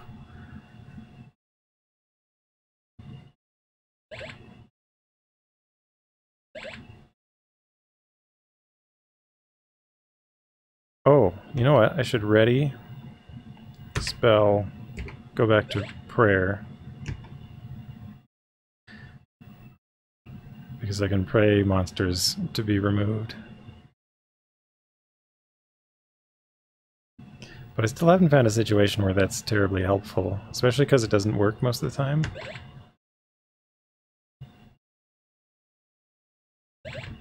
Like, see, it's no effect.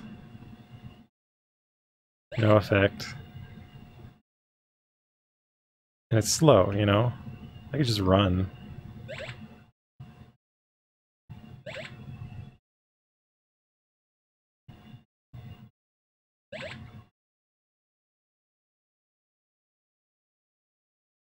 There. Like, eventually you just run.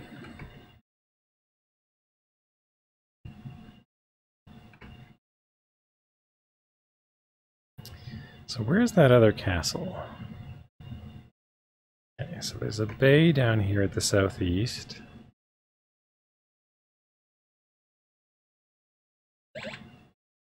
4 giant squids.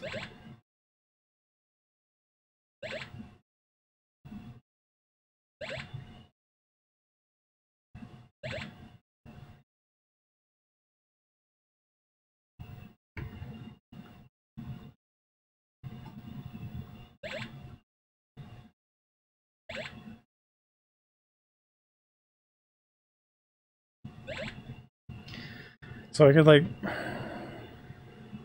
Okay, so this is getting back to Moon.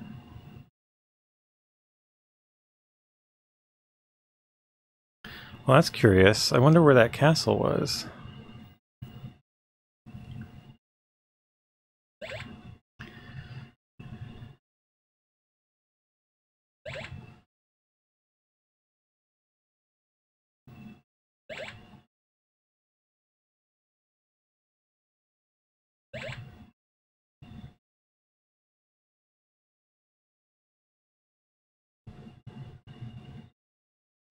So here we are.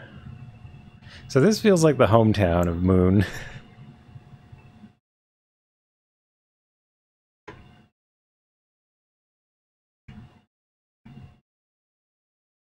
So I've got a horse, a cart, and a raft.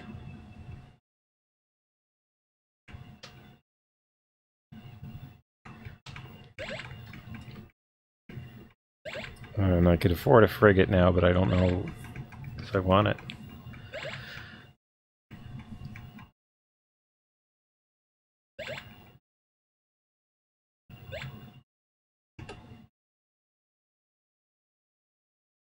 So, I think this is about where I'm going to stop for today. I'm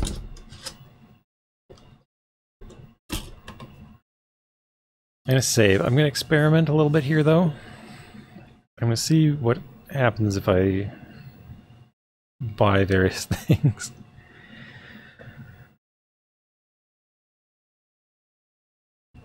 And then I'll probably decide on what to buy, get prepared, and then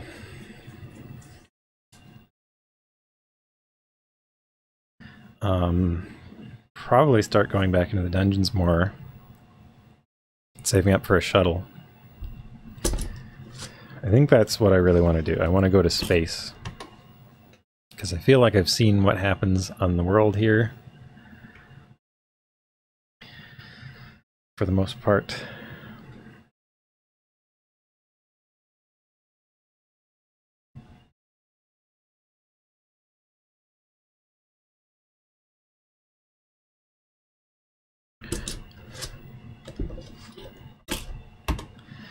Player disk, program disk, player disk, program disk.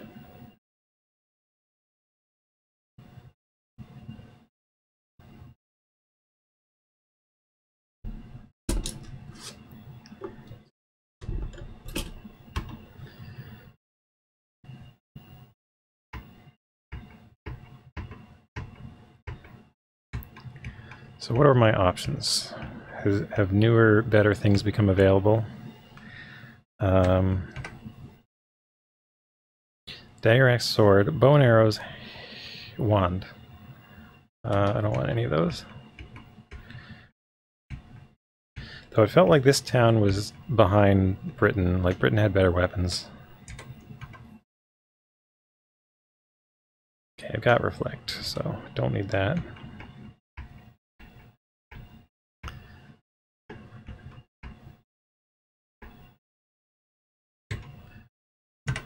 What have we got? Horse, cart, raft. So I could buy a frigate, but I can't afford an air car.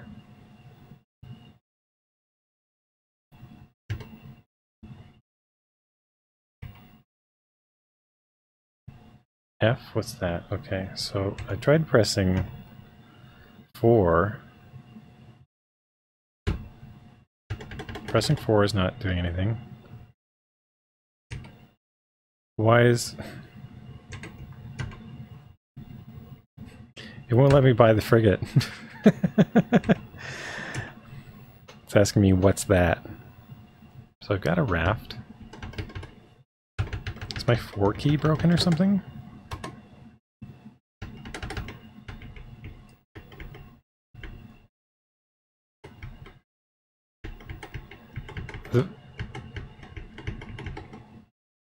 Oh, I think the 4 key is touchy on my keyboard here. I'm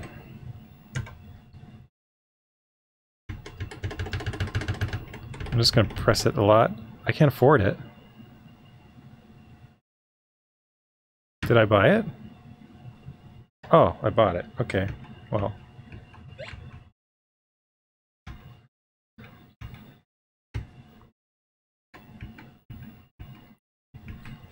Okay, I've got the frigate.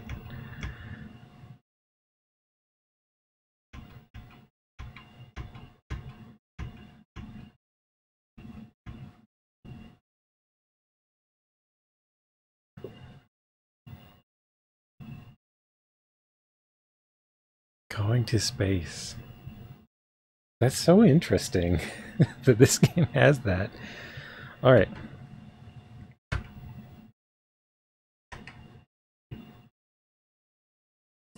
So, got a frigate. So my question was, can the frigate attack? No.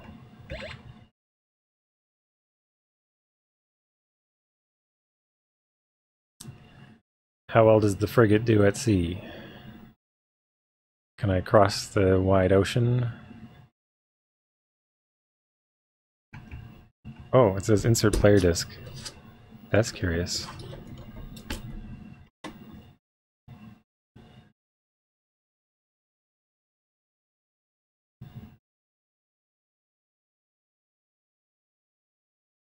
That's really curious.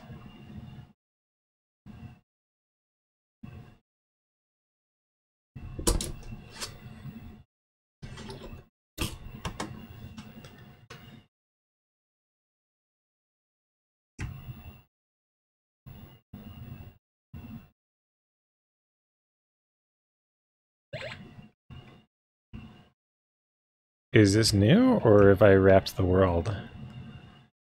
This doesn't look familiar.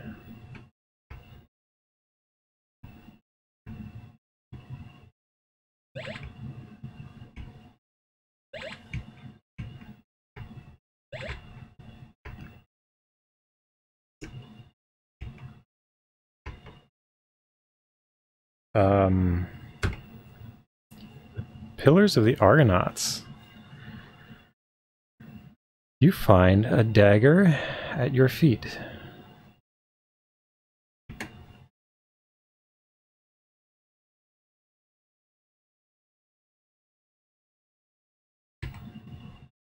Cat is not applicable. Okay, so this is interesting.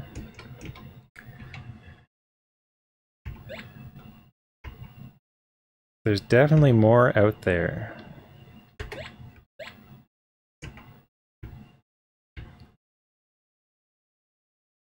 Than just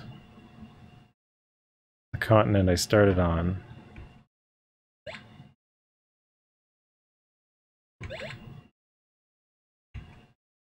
Do I want to walk around on land, or do I... I don't want to investigate this yet. This is... Oh, it's so slow.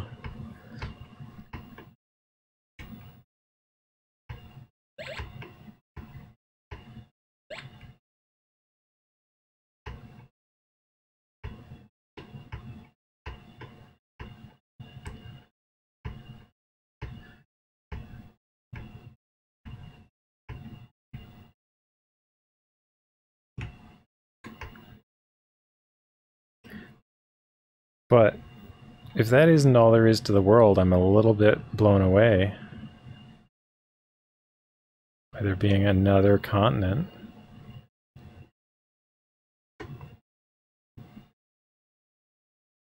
I'm not entirely certain this isn't the old continent yet, but it looks unfamiliar to me. Frigates like water.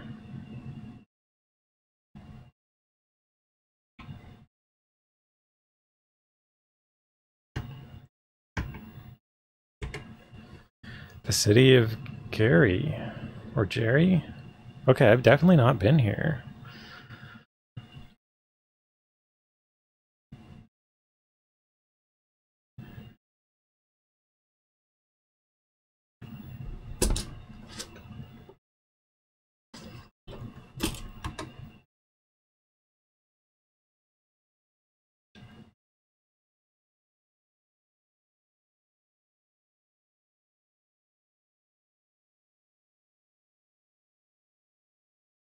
Okay, so this just looks like any other town.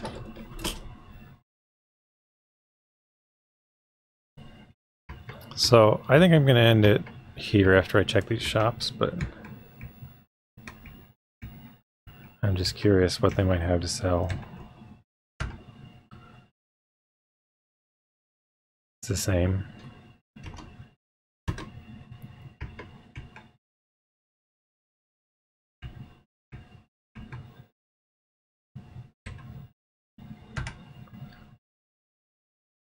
Same. Okay. Well, that's enough for today. So this has been quite interesting. We've made a huge progress, I think. So next time I'll start again, or I'll start from my save outside of Moon, and we'll see what happens. All right.